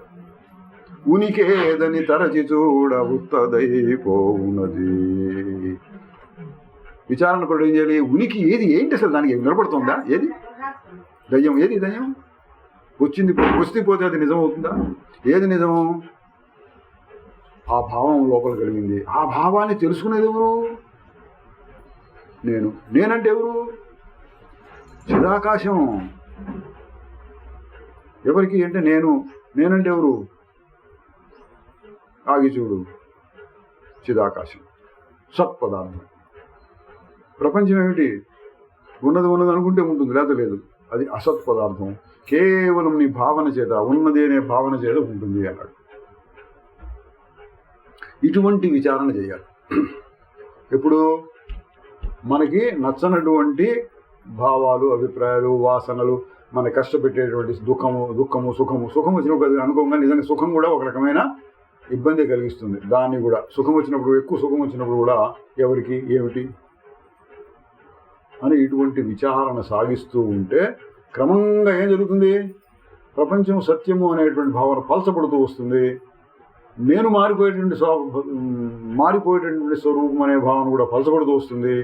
నేను మారడి స్వరూపం అనే భావం గట్టిపడుతూ వస్తుంది. అది ఏమంటున్నాండి? నాది ఇది మొదలైన వాసనలతో కూడిన భావనలు వారి అంతఃకరణలో ఉదయించేవి. అయితే వెంటనే వాడు అంతఃకరణలో ఉదయించి వాడి మహాజ్ఞానులు కూడా ఎందుకు వస్తాయి అంటే వస్తాయి, మహాజ్ఞానులు కూడా వస్తాయి. ఇది కానీ మరి మహాజ్ఞానులు ఏంటి? వాళ్ళు వెంటనే ఈ ప్రపంచం ఏమిటి, మా స్వరూపం ఏమిటి, అనే విచారణ చేత అవి తొలగిపోతూ ఉండేవి. మళ్ళీ వెనక్కి వచ్చేసారన్నమాట.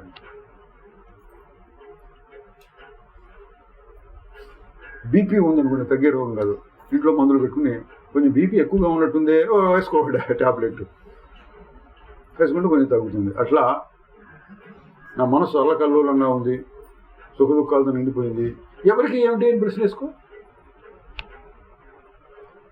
ఎవరికి ఏమిటి అని ప్రశ్న కూడా నిలబట్టలేదండి, బాగా తీవ్రంగా ఉంది. సరే కాసేపు ఆగి వేసుకో, ఎప్పుడు నిలబడితే అప్పుడు. కాసేపు ఎట్లా ఆగుతామండి అంటే మారిపోయేటటువంటి స్వభావం దాన్ని. ఎక్కువసేపు నిలబడమన్నా నిలబడదు. నీకు వచ్చినటువంటి సుఖ దుఃఖాలు 5 నిమిషాలు 10 నిమిషాలు గంట సేపు ఉంటుంది. తర్వాత కాస్త తెరిపి ఇస్తుంది. 3 రోజుల పాటు కుండపోత వర్షం గడిచిన 4వ రోజైనా సూర్యుడు ప్రకాశిస్తాడు. దానంతరది మీరేం చేయగలరు. అట్లా ఎప్పుడు తెరిపిస్తే అప్పుడు, ఎప్పుడు మీరు ప్రశ్నించుకొని విచారణ చేయగలిగిన శక్తి వస్తే అప్పుడు. ఏంటిది ఇందాక నుంచి ఏం జరిగింది? కళ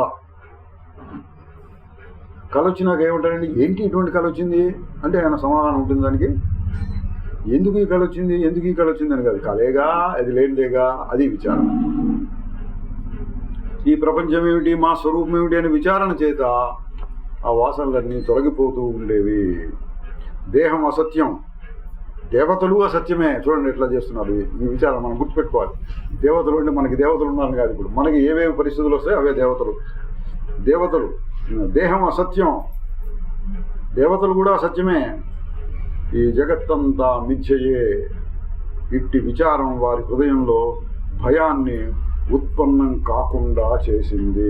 ఇట్లా అనుకుంటూ ఉంటే వాళ్ళకి భయం రాలేదు. దేహం అసత్యం ఉంటే ఉండేది పోతే దేవతలు అసత్యమే, గెలిస్తే గెలుస్తాం, లేక లేదు, ఓడిపోతాం అట్లా.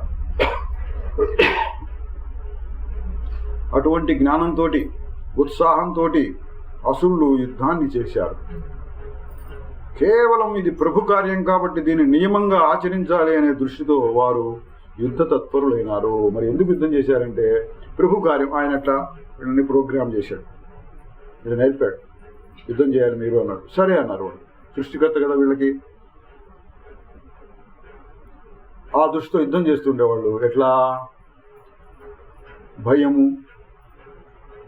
అనుమానం, రాగము, ద్వేషము, జయాపజయములు ఇటువంటి భావములు లేకుండా చెయ్యాలి కాబట్టి చేస్తున్నాం. అంటే ఒక మెషిన్ని పెట్టినారు పట్టండి. ఒక మెషిన్ ఫ్యాన్కి స్విచ్ చేసామనుకోండి, ఫ్యాన్కి స్విచ్ చేస్తే ఏం చేస్తుంది? తిరుగుతూ ఉంటుంది. అట్లాగే శంబరాసురుడు వీళ్ళకి ఏదో అది ఇది నేర్పి ఒక స్విచ్ చేశాడు. వాడు యుద్ధం చేస్తూ ఉంటారు. రెండో ఆలోచన లేదు వాళ్ళకి. మేము చచ్చిపోతామేమో ఆలోచన ఫ్యాన్కి ఉంటుందా? ఉండదు. అట్లాగే వాడు కూడా అటువంటి వాడు అనమాట. ఏం లేదు, అట్లా చేస్తూ ఉన్నారు. ఎప్పుడైనా ఒకనొక సమయంలో చచ్చిపోతామేమో ఇటువంటి భావాలు వస్తే ఈ విచారణ చేసి మళ్ళీ వెనక్కి వస్తుండేవాడు. ఏ విచారణ? మళ్ళీ చెప్తాం ముఖ్యంగా కూడా మళ్ళీ ఒకసారి. నాది ఇది మొదలైన వాసనలతో కూడిన భావనలు వారి అంతఃకరణలో ఉదయించేవి. అయితే వెంటనే ఈ ప్రపంచం ఏమిటి, మా స్వరూపం ఏమిటి, ఈ ప్రపంచం ఏమిటి, మా స్వరూపం ఏమిటి, ఎవరికి ఏమిటి అనే విచారణ చేత అవి తొలగిపోతూ ఉండేవి. ఒక్కసారిగా తొలగిపోతుందని మనం అనుకోగానంటే వాళ్ళు అంతకుముందే నిష్ణాతులై ఉన్నారు, పండితులై ఉన్నారు, బాగా ఆత్మజ్ఞానం వాళ్ళకి దృఢపడి ఉన్నది. కాబట్టి ఒకసారి ఎవరికి ఏమిటి అని చూడగానే వాళ్ళకి ఆగింది. అటువంటి దృఢత్వం కలగటం కోసంగా ముందుగా అభ్యాసం చేసి ఉండాలి. చేసి అంటే కత్తి ఎంత పొడుగు కత్తి కావాలా, పొట్టి కత్తి కావాలా చూసుకొని ఆ కత్తిని బాగా నూరుకొని పదును పెట్టుకొని రెడీగా పెట్టుకోవాలి. ఎప్పుడంటే అప్పుడు ఉపయోగించాలి. దేహం అసత్యం, దేవతలు అసత్యమే, జగత్తంతా మిథ్యయే. ఇట్టి విచారం వారి హృదయంలో భయాన్ని ఉత్పన్నం కాకుండా చేసింది. అటువంటి జ్ఞానంతో ఉత్సాహంతో అసురులు యుద్ధాన్ని చేశారు. జ్ఞానంతో ఉత్సాహంతో. వేరే పని ఉంది మనకి, చేద్దాం, అదే ఉత్సాహం వాళ్ళకి. వేరే మనకి ఇక పని ఏమున్నది అన్నారు. అటువంటి జ్ఞానంతో ఉత్సాహంతో అసలు యుద్ధాన్ని చేశారు.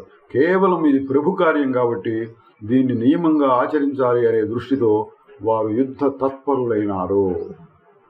ఈ విధంగా వీతరాగులు, భైరవితులు, సమదృష్టి కలిగిన వారు అయిన భీమ భాసద్రుడుల నాయకత్వంలోని దానవ సైన్యం చేత దేవతలంతా ఊచకోతకు గురయ్యారు, పీడింపబడ్డారు, పారిపోయారు. ఇంతకుముందు దామవాళ్ళ కట్టులాని ఇప్పుడు వీటిలో పాడిపడ్డారు. ఎవరు వీళ్ళు వీతరాగులు, కోరిక లేదు. మరి ఎందుకు చేస్తున్నాం అంటే స్విచ్ చేశాడు, యుద్ధం చేయాలని స్విచ్ చేశాడు, చేస్తూ ఉన్నారు. భయరహితులు, భయం లేదు, చచ్చిపోతానేమో అని భయం లేదు, ఏంటి సావేంటి అసలు అన్నట్లుగా ఉన్నారు.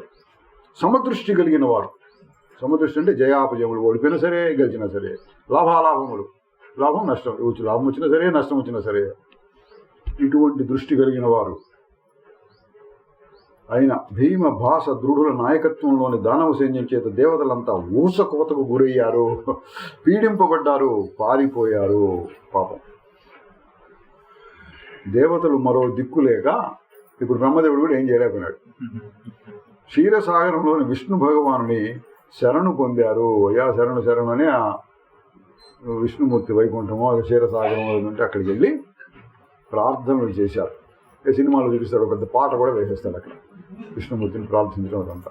అట్లా ప్రార్థించగానే ఆయన ఏం చేశాడు, విష్ణు వారికి ధైర్యాన్ని చెప్పి, ఏం ధైర్యం చెప్పాడు, పర్లేదు లేరా, మీరు కూడా ఏం చచ్చేవాళ్ళు కాదు, పర్లేదని చెప్పుంటాడు.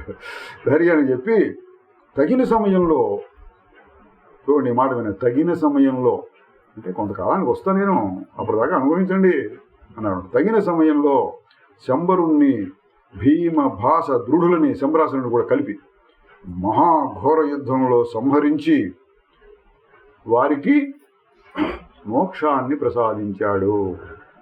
చూడండి ఎందుకు మోక్షం వచ్చింది వాళ్ళకి, రాగద్వేషములు లేవు, వీతరాగులు, సమదృష్టి కలిగిన వారు, భయరహితులు, అంత మంచి జ్ఞానం అనమాట. మరి ఎందుకు చేశారు అంటే, ప్రస్తుతం శంబరాసురుడు అనుకోండి, మొత్తాన్ని కలిపి చూస్తే ఇదంతా ఈశ్వరాజ్ఞ. ఈశ్వరుడు అందరినీ సృష్టిస్తాడు. మనం మామూలుగా రామాయణమో చదువుతున్నాం అనుకోండి, చదువుతుంటే మనం ఏంటి, రాముడు హీరో, రావణాసురుడు విలన్, రావణాసురుడు అన్ని తప్పుడు పనులు చేస్తాడు, ఇట్లా ఏవో చెప్పుకుంటూ వస్తాం. అంతా కలిపి ఒకసారి చూసామనుకోండి పైన ఏముంటుంది, రాముడు కూడా దేవుడి సృష్టి, రావణాసురుడు కూడా దేవుని సృష్టి, ప్రతి జీవి దేవుని సృష్టి. పాము కప్ప రెండు ఉన్నాయి అనుకోండి, ఏది మంచిది రెండిట్లో? పాము కప్పని పట్టుకొని తింటోంది, ఏది మంచిదంటే? రెండింటినీ దేవుడే సృష్టి చేశాడు. అట్లాగే దేవతలు దానవులు ఇద్దరినీ దేవుడే సృష్టి చేశాడు. ఆ శ్రీమన్నారాయణుడు బ్రహ్మ సృష్టి చేశాడు. వాళ్ళిద్దరికి యుద్ధాలు, అది కూడా ఆయన పెట్టిందే. ఏది మంచి అంటాం, ఏది చెడు అంటాం, లౌకిక దృష్టితో ఎప్పుడైనా ఇది మంచి ఇది చెడు అని చెప్పుకోవాల్సి వస్తుంది. మనం అక్కడ ఇక్కడ యుద్ధాలు జరుగుతున్నాయి అనుకోండి, యుద్ధం జరిగినప్పుడు ఇక్కడ కూర్చుని వీళ్ళు డిస్కషన్స్, చర్చలు చేస్తూ ఉంటారు. ఇక్కడ వాడి తప్ప వీడి తప్ప, వాడి తప్ప వీడి తప్ప అని యుద్ధంలో మనం ఏం చేయలేము, ఊరికి చర్చలు చేస్తూ ఉంటారు. నిజానికి చెప్తే నిజమేంటి,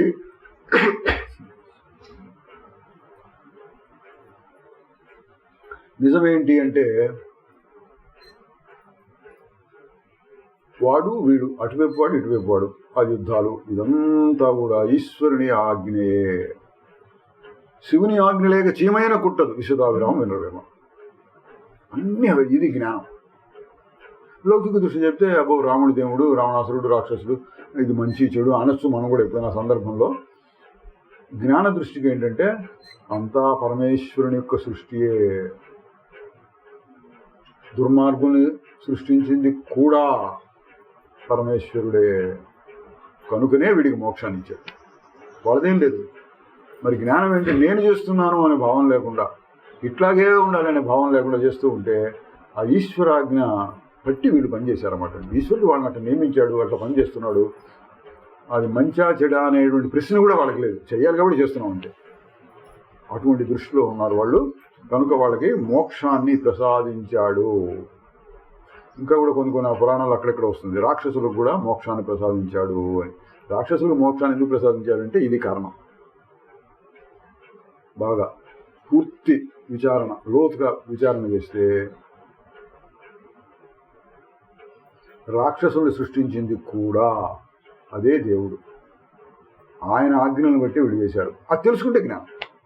నువ్వు ఎందుకురా సీతాన్ని ఎత్తుకొచ్చావు అంటున్నారు అనుకోండి, ఏమో ఈశ్వరుడు అట్లా బుద్ధి పుట్టించాడు, నాదేం లేదు అంటే వాడి జ్ఞానం.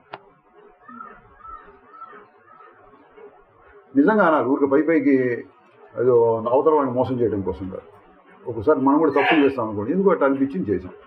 వాల్మీకి మహర్షి పోయేవాడికి శాపం పెట్టి వాడిని చంపేశాడు, డిసైడ్ చేయలేదా? చూసారా మీరు? చేశాడు, చంపేశాడు. మంచిగా చెడా? వాల్మీకి మహర్షికి దానివల్ల నరకం ప్రాప్తించిందా? మరు జన్మలో వాడు కూడా బోయేవాళ్ళలాగా పుట్టి ఎవరు వాల్మీకి మహర్షి ఏదో చేశాడా? ఇటువంటి ఏమైనా ఉన్నాయా? ఏం లేదు.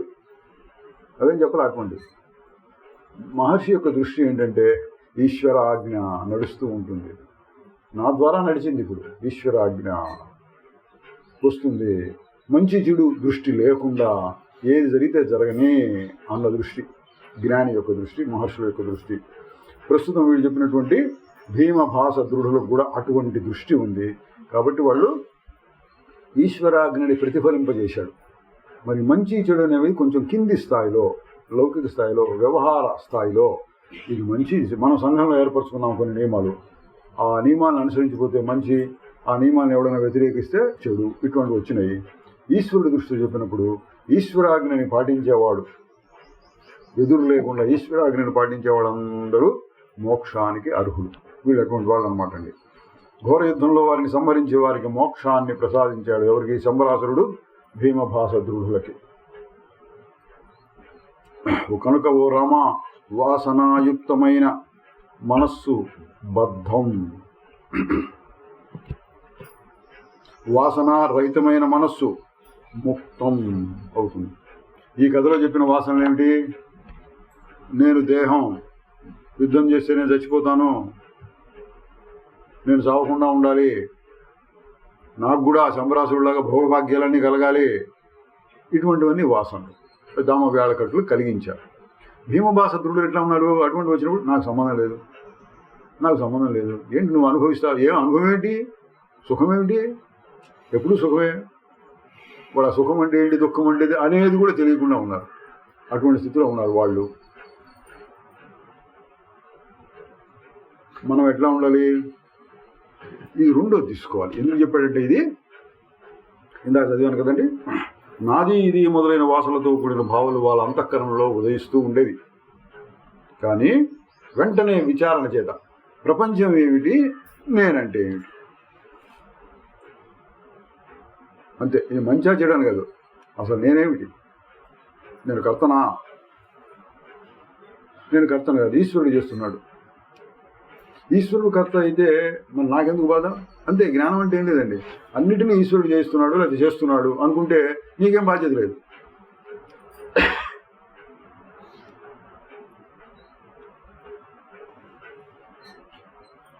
కాకుండా మధ్యలో ఒక అహంకారం వస్తుంది, నేను చేస్తున్నాను అనేది.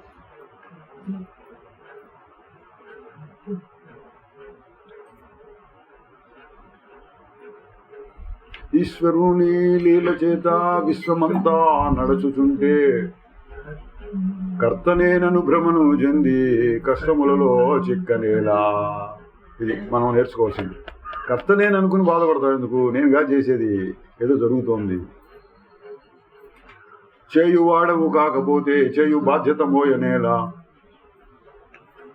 నేను చేయకుండా ఊరుకుంటే మరి పనులు ఎట్లా జరుగుతాయండి అంటే, ఎలాగో జరుగుతాయి. ఆ చెట్టుకి చిగురాకు వచ్చింది, పండుటాకులు వచ్చినాయి, పూలు వచ్చినాయి, కాయలు వచ్చినాయి, ఎడ జరుగుతుందండి అంటే జరుగుతాయి. ఈశ్వరాజ్ఞ చేత అన్ని క్రమక్రమంగా జరుగుతుంది. నీలో కూడా అంతే. ఈ రకమైన ఆలోచన వచ్చింది, ఇట్లా చేయాలనిపించింది, ఇట్లా చేసాం, ఇట్లా ఫలితం వచ్చింది, నేను నాది అనేది అందులో పెట్టుకుంటే కష్టం. అది లేకుండా ఎటువంటి పనులు చేసినా నీకు ఏమీ అంటదు అని ఇక్కడ ఈ రాక్షసుల కథ చెప్పాడు. బలిచక్రవర్తి ఉపాఖ్యానం ఇందులోనే వస్తుంది. అక్కడ కూడా ఇదే చెప్పాడు. బలిచక్రవర్తి దేవతలను సంహరించి దేవతల మీద జయించాడు. అటువంటి బలిచక్రవర్తికి కూడా పుణ్యం పాపం ఏం లేవు. కర్కటి అనేది వస్తుంది ఇందులోనే ఒక కథ. కర్కటి ఏం చేస్తుంది? అది ఆహారం, తిండి దాని పాపం దొరకట్లా. ఏం తిండి కావాలి దానికి అంటే మనుషుల్ని పట్టుకొని తినాలట. దాని చిన్న చిన్న మేకలు గొర్రెలు సరిపోవు, మనుషులు దొరకాలి. అట్లా మనుషులను పట్టుకొని తింటుండేది. కాకపోతే కొంచెం మార్పు చేశారు. ఏంటంటే బ్రహ్మదేవుడు ఎవరు చెప్పారు, మార్పు చేశారు. ఊరికి ప్రతివాడిని పట్టుకొని తింటుంటే బాగుండదు, ఎవడు దుర్మార్గుడో వాడిని పట్టుకొని తిను అని అట్లా కథ వచ్చింది. మరి అంతమంది మనుషులు చెప్తే దానికి పుణ్యమా పాపమా ఏం లేదు. దానికి అది సహజమైన ఆహారం. ఎవడు పెట్టాడు సహజమైన ఆహారం? దేవుడే, ఈశ్వరుడు. పాము కప్పని తింటాం దానికి సహజం. మరి పాముకు పాపం వస్తుందా? రాదు. ఈశ్వరాజ్ఞ చేత నడుస్తున్నాయి. అట్లాగే మనం కూడా ఈశ్వరాజ్ఞ చేత నడుస్తూ ఉంటే ఇక పుణ్యపాపముల యొక్క ప్రసక్తి లేదు. పుణ్యపాపం యొక్క ప్రసక్తి ఎవరికి వస్తుంది? నేను చేస్తున్నాను అనే వాసన వాడికి. నేను చేస్తున్నాను అనే వాసనతో చేస్తూ ఉంటే పుణ్యపాపములు నీకు తగులుతూనే ఉంటాయి.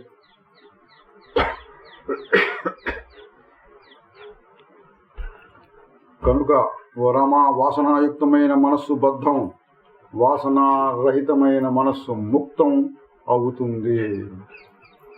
అందుచే నీవు అవశ్యం వాసనారాహిత్యాన్నే సంపాదించుకో. వాసనారాహిత్యాన్ని సంపాదించిన పద్ధతి ఏంటి? అబ్బో ఇన్ని వాసనలు నేను ఒక్కొక్క వాసనని తీసేయడం చాలా కష్టం, అట్లా భయపడక్కర్లా. అన్నిటికీ ఒకటే ఆయుధం. మనకి ఏమిటి ఆయుధం? ఎవరికి ఏమిటి? నేనెవరు? ఇవి వచ్చిన ఆలోచన, సంకల్పం, వాసన ఏంటి? నాకు దానికి సంబంధం ఏంటి? వచ్చింది పోయింది, నాకేంటి సంబంధం? ఏం లేదు.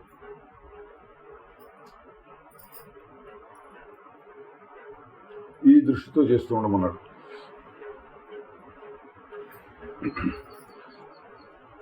సత్య వస్తువును బాగా విచారించటం చేత వాసనలు బాగా తగ్గుతాయి. వాసనలు బాగా తగ్గడానికి వశిష్ఠ మహర్షి చెప్తూ ఉన్న ఉపాయం ఏమిటి? సాధన. సత్య వస్తువుని బాగా విచారించటం చేత ఏది సత్యం ఐదో సత్యం, ఏది సత్యం ఐదో సత్యం. వాసనలు బాగా తగ్గుతాయి. వాసనలు నశించడం చేత చిత్తం నూనె లేని దీపంలాగా శమిస్తుంది. కాసేపు చూడు, మంచి ఉదాహరణ చెప్పారు. నూనె లేని దీపం. మనం కొత్తగా నూనె పోయలేదు, అంతకుముందు ఉన్న నూనె, ఆ ఒత్తి పీల్చుకున్నట్టు నూనె, అది ఉన్నంత వరకు అట్టట్ట అది వెలిగి తర్వాత ఆరిపోతుంది. అట్లాగే ఈ జన్మ రావడానికి ముందు ఎటువంటి వాసనలతో వచ్చామో అవి క్రమంగా తగ్గుతూ వచ్చి అంతా ఒకసారిగా ఆగిపోతుంది. చిత్తం నూనె లేని దీపంలాగా శమిస్తుంది. చిత్తం, వాసన అనే రెండు శబ్దాలని అర్థంతో సహా విచారణ చేసినప్పుడు అవి ఎక్కడ లీనమైపోతాయో అదే పరమపదం. చూడండి, కథలు చెప్పినా కూడా అసలు విషయాన్ని వదలకుండా చెప్తూ ఉంటారు.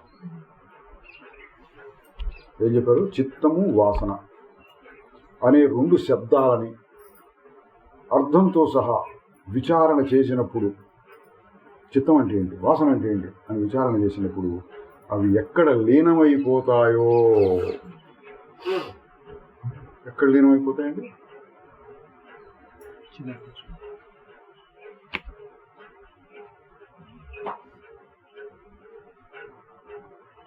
ఏమిటిది అని విచారణ చేస్తే ఏమైపోతుంది? వచ్చింది పోయింది అంతే, మారుతుంది. మరి అసలు ఏంటది దాని స్వరూపం? మారకుండా ఉంటే ఎట్లా ఉంటుంది? ఎక్కడి నుంచి వస్తుంది? ఇట్లా విచారణ చేస్తూ ఉంటే అదంతా చిత్తము అనే ఆకాశం నుంచి వచ్చింది. అది ఎక్కడి నుంచి వచ్చింది? చిదాకాశం నుంచి వచ్చింది.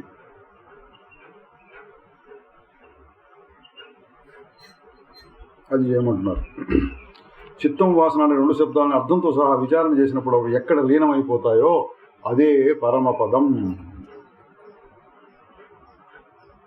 ఇందాక చేసి ఎక్కడ లీనమైపోతాయి? ఇప్పుడు తేలికపాటి ఉదాహరణ చెప్పుకున్నాం. ఓం గురు జయ గురు, జయ జయ గురు. ఎక్కడ లీనమైపోతున్నాయి? నిశ్శబ్దంలో లీనమవుతున్నాయి. శబ్దాలు నిశ్శబ్దంలో లీనమవుతున్నాయి. ప్రపంచమంతా చిదాకాశంలో లీనమైపోతుంది. ఇది తేలిగ్గా చూస్తున్నాం, ఎందుకంటే తేలిక ఉదాహరణ చెప్తాం మనం తేలిగ్గా అర్థం చేసుకోవడానికి. కొన్ని సమయాల్లో కష్టమైనటువంటి వస్తాయనుకోండి, కొంచెం కష్టంగా ఉంటాయి. ఏంటి? బాగా దుఃఖం, ఏదో నడుస్తూ వెళ్ళి ఆ గడప తగిలి పడ్డాము, పడితే నాకు దెబ్బ తగిలింది, నెత్తురు వస్తుంది, నొప్పి పుడుతోంది. అప్పుడు ఏం చేయొచ్చు? డాక్టర్ దగ్గరికి పరిగెత్తుదామా? నువ్వు పరిగెత్తలేవు కదా, నొప్పి పుడుతోంది, ఎవడన్నా పిలిచి ఆటోనో కారో తీసుకెళ్ళు అన్నారు. సరే, అది చేస్తే చేసుకో. నువ్వు చేయగలిగింది ఏంటి? ఎవరికి ఏమిటి దెబ్బతిని ఎవరికి బాగా బాధపడుతుంది? ఎవరికి బాధపడుతుంది? నాకు. నేనంటే ఎవరు? బాధ అంటే ఏంటి? ఇట్లా ఇట్లా ఇట్లా లాగినట్టు, పొడిచినట్టు, పిసికినట్టు, కొడుతున్నట్టు, మండుతున్నట్టు, ఇటేవో చెప్పచ్చు మన వర్ణాలు. అట్లా ఏదో ఏదో అనిపిస్తుంది, ఒక అనుభూతి ఉండి అమ్మో అమ్మో అన్నట్టుగా అనిపిస్తుంది. దాన్ని విచారణ చేస్తే అంటే ముందు చిన్న చిన్న వాటితో మనం ఓం గురు జయ గురు ఇట్లాంటి చిన్న చిన్న వాటితో మనం విచారణ చేసి అది అలవాటు చేసుకుంటే కొంచెం పెద్ద కష్టాలు వచ్చినప్పుడు కూడా ఎవరికి నొప్పి పుడుతుంది? ఎవరికి? నాకు. నేనంటే ఎవరు? నొప్పి ఉందా? పోయింది. నొప్పి ఉంది, కానీ నువ్వెవరు? నాకు కాదు, నేను సాక్షి స్వరూపమే. నొప్పి ఉంది, సాక్షి స్వరూపం ఉంది. నొప్పి మీద ఏకాగ్రత చేస్తే అది పెరుగుతుంది. నొప్పి మీద ఏకాగ్రత చేయకుండా దాన్ని చూసేవాడు ఎవరు అన్న దాని మీద మనం బాగా దృష్టిని పెడితే ఎక్కడికి వెళ్తాము? చిదాకాశం దగ్గరికి వెళ్తాం. శుద్ధ చైతన్యం. ఇట్లా ముందు చిన్న చిన్న వాటితో మనం తేలిగ్గా విచారణ చేయగలిగిన వాటితో పెట్టుకున్న తర్వాత పెద్ద పెద్ద వాటిల్లో కూడా నాకేంటి, ఏది ఎట్లా పోతే నాకేంటి, శరీరం ఏమైతే నాకేంటి, ప్రపంచం ఏమైతే నాకేంటి,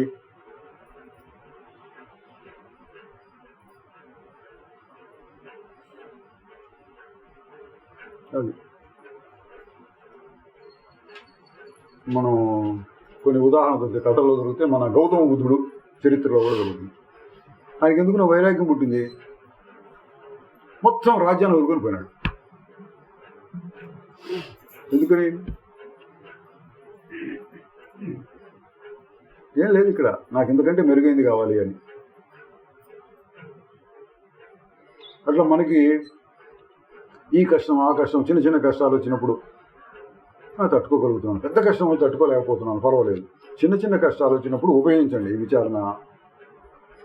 ఈ అలవాటు పెద్ద పెద్ద కష్టాలు వచ్చినప్పుడు కూడా కలుగుతుంది. ఓ రామ, దామ వ్యాళ కటుల వలె దేహాత్మ భావంలో పరిణమించిన చిత్తాన్ని భీమ భాస దృఢుల చిత్తంలాగా ఆత్మాకారం చేసి నిశ్చలుడవై ఉండు. ఆత్మాకారం చేసి, ఓ మంచి మాట పడ్డారు. ఆత్మాకారం అన్నమాట. చిత్తాన్ని మనం ఏ ఆకారం చేస్తాం?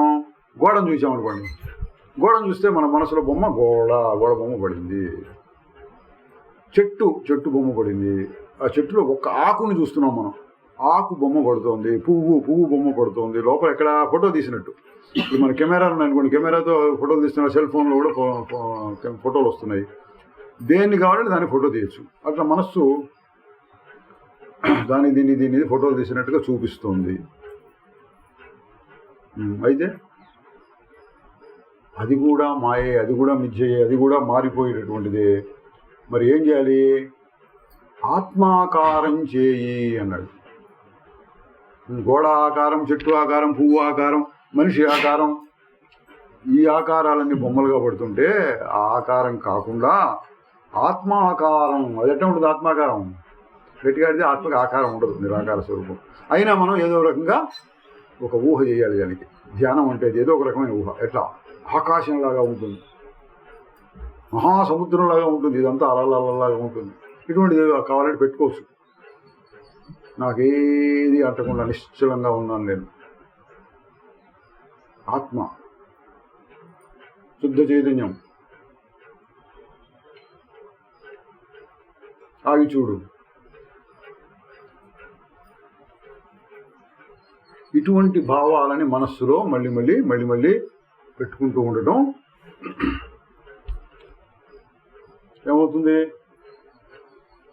చూద్దాం. ఆత్మాకారం చేసి నిశ్చలుడవై ఉండు. ఎవరిదాకా? భీమభాస దృఢుల వలె. దేహాత్మభావం కలిగినప్పుడల్లా దాన్ని వెనక్కి తీస్తూ ఉండు.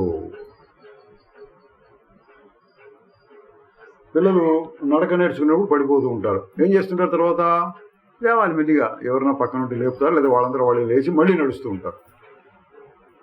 అట్లా ఎప్పుడైనా మనకి ఈ వాసనలు మొదలైనవి వచ్చి బాధ పెట్టవచ్చు. కానీ ఏం చేయాలి? మళ్ళీ వెనక్కి తీసుకోదాన్ని, ఆత్మాకారం చేయి. ఏది మారేది ఏది మారట్లేదు చాలు, ఒక 2 మాటలు.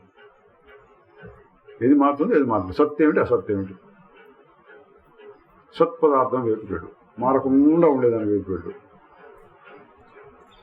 ఇది ఈయన చెప్పినటువంటి పద్ధతి, ఈ వాసనలని తీసివేయడం కోసము.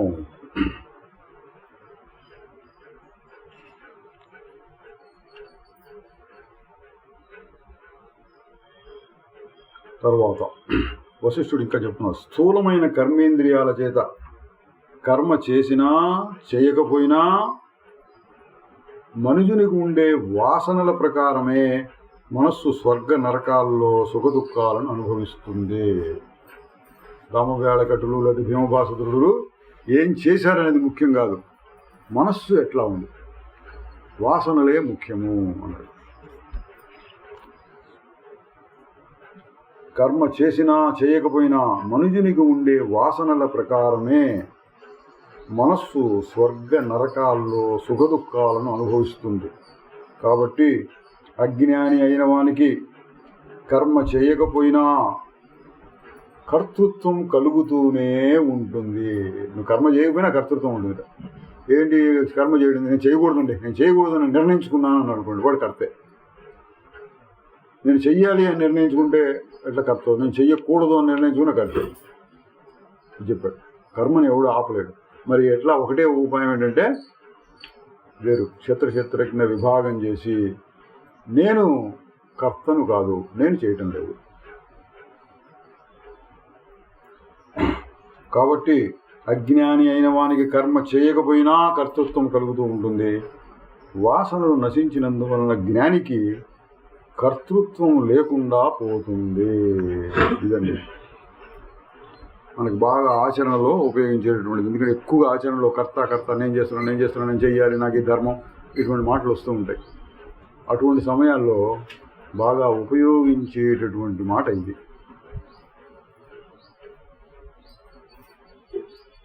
ఏమంటున్నాడు, అజ్ఞాని అయిన వానికి కర్మ చేయకపోయినా కర్తృత్వం కలుగుతూ ఉంటుంది.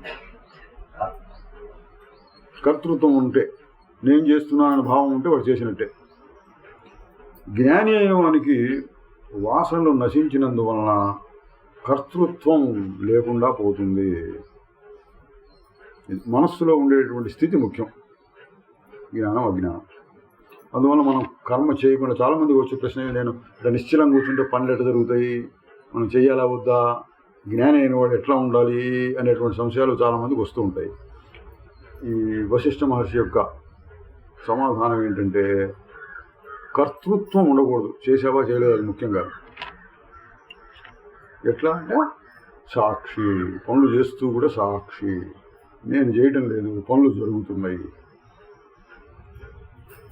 తత్వజ్ఞానికి వాసనలు నశించడం చేత కర్మలని ఆచరిస్తూనే ఉన్నప్పటికీ ఫలాన్ని గురించి చింతించకుండా ఉంటాడు. ఇది ఒక లక్షణం.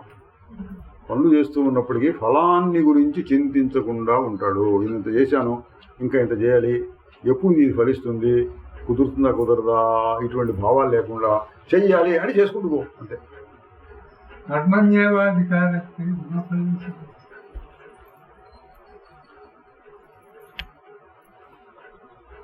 ఆసక్తి లేకుండా శరీరంతో ఏవో కొన్ని పనులు చేస్తుంటాడు. ఆసక్తి లేకుండా శరీరంతో ఏవో కొన్ని పనులు చేస్తుంటాడు. దానికి ఫలం కలిగినప్పుడు దాన్ని కూడా ఆత్మగానే భావిస్తూ ఉంటాడు. ఫలం కలిగినప్పుడు అది కూడా నా స్వరూపమే అనుకుంటాట. కర్మలోనే మనస్సంతా మునిగిపోయిన స్థితి ఉండదు.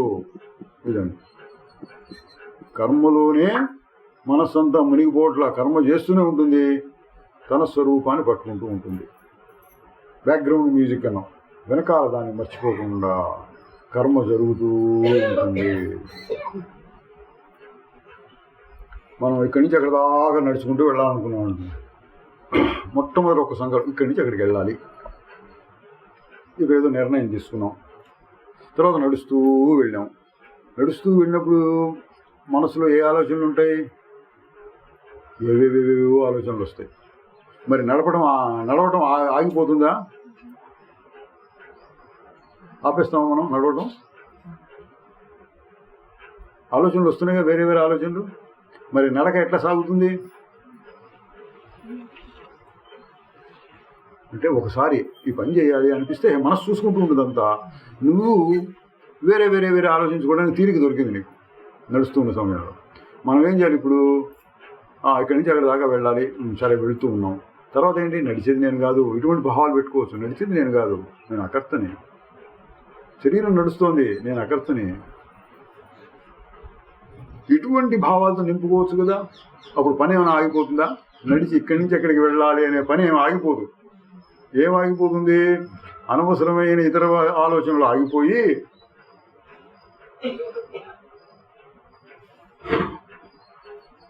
నేను కర్తను కాదు, నేను సాక్షిని, నాకేది అంటడం లేదు, నేనేమి చేయడం లేదు, ఈ కాళ్ళు నడుస్తున్నాయి, చేతులు నడుస్తున్నాయి, నేను ఊరక చూస్తూ ఉన్నాను అనేటువంటి భావంతో అభ్యాసం చేయొచ్చు.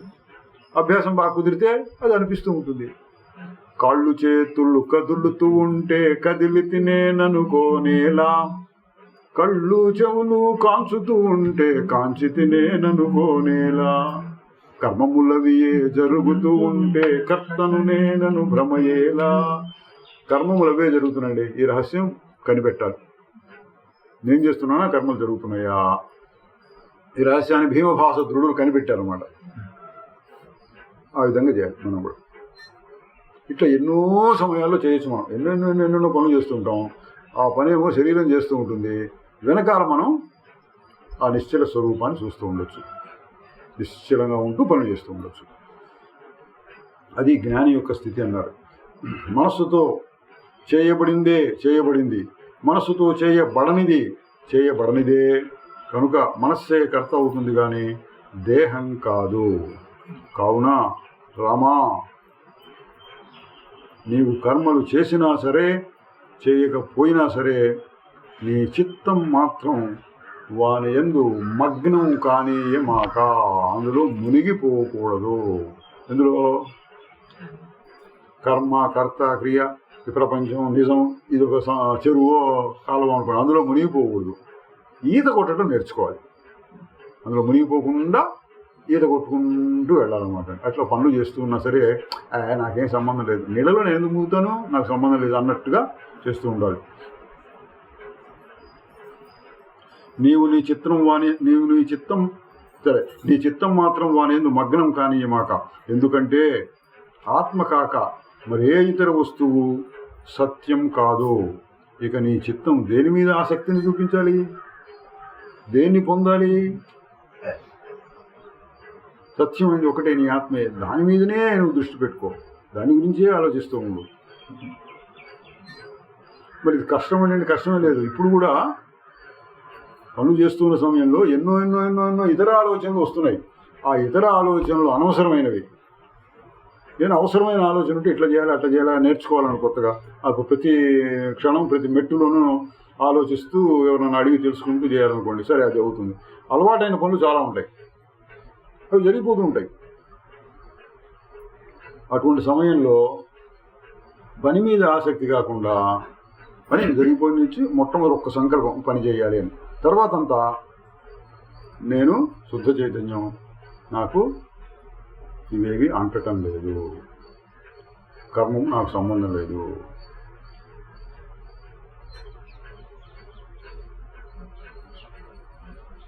ప్రకృతీశ్వర నియమము చేత ప్రపంచంబును నడుపుతూ ఉంటే పనులు చేయుటకు స్వాతంత్ర్యము తనకు కలదనుకోనేలా అని జరుగుతున్నాయి.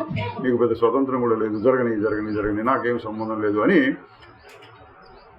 ఏ పనులు చేస్తున్నా సరే ఆ పనులతో కలిపి విచారణ, మా ఆత్మజ్ఞానాన్ని పెంపొందించుకునేటువంటి సాధన చేస్తూ ఉండొచ్చు. ఇది యోగ పద్ధతులు అని చెప్తుంటారు. ప్రాణాయామం చేయడం, ఇట్లా కదలకుండా కూర్చోడం, ధ్యానం చేయడం, ఇతరులతో సంబంధం తగ్గించుకోవడం, అదంతా ఒక రకమైన పద్ధతి అయితే, జ్ఞాన పద్ధతి ఏంటి? నువ్వు ఏ పనులు చేయవలసి వస్తే ఆ పనులు చేయి, కర్తను అనే భావాన్ని తీసేసి శుద్ధ చైతన్యాన్ని గురించి ఆలోచిస్తూ ఉండు. శుద్ధ చైతన్యానికి ఈ కర్మలకి సంబంధం ఏంటి అని చూస్తూ ఉండు. ఆ విధంగా చేస్తుంటే ఇటు వ్యవహారము జరుగుతూ ఉంటుంది, ప్రారంధానుసారంగా వచ్చిన వ్యవహారం, కావాలని కొత్త వ్యవహారం పెట్టుకోవడం కాదు, పనులు జరుగుతూ ఉంటాయి. నీ ఆత్మజ్ఞానం కూడా వృద్ధి చెందుతూ ఉంటుంది. కాబట్టి దీని యొక్క సారాంశం ఏంటి? వాళ్ళు చెప్పిన దాని సారాంశము, పనులు చేసే సమయంలోనూ, వాళ్ళు యుద్ధం చేసే సమయంలో కూడా ఎవరికి ఏమిటి ఆలోచించారు, నాకేమిటి, ఏం జరుగుతుంది, నాకు ఎవరికి కలుగుతున్నాయి ఈ వాసనలు, నేనెవరు, యుద్ధం ఏమిటి, ఇట్లా ఆలోచించారు. మనం కూడా అట్లా భావాన్ని పెట్టుకుంటే ఇందులో నుంచి బయటపడగలుగుతాం.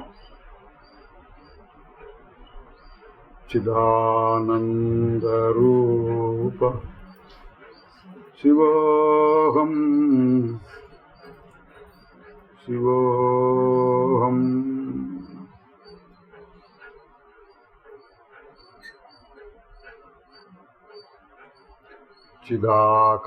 చిదాకాశరూప శివోహం శివోహం.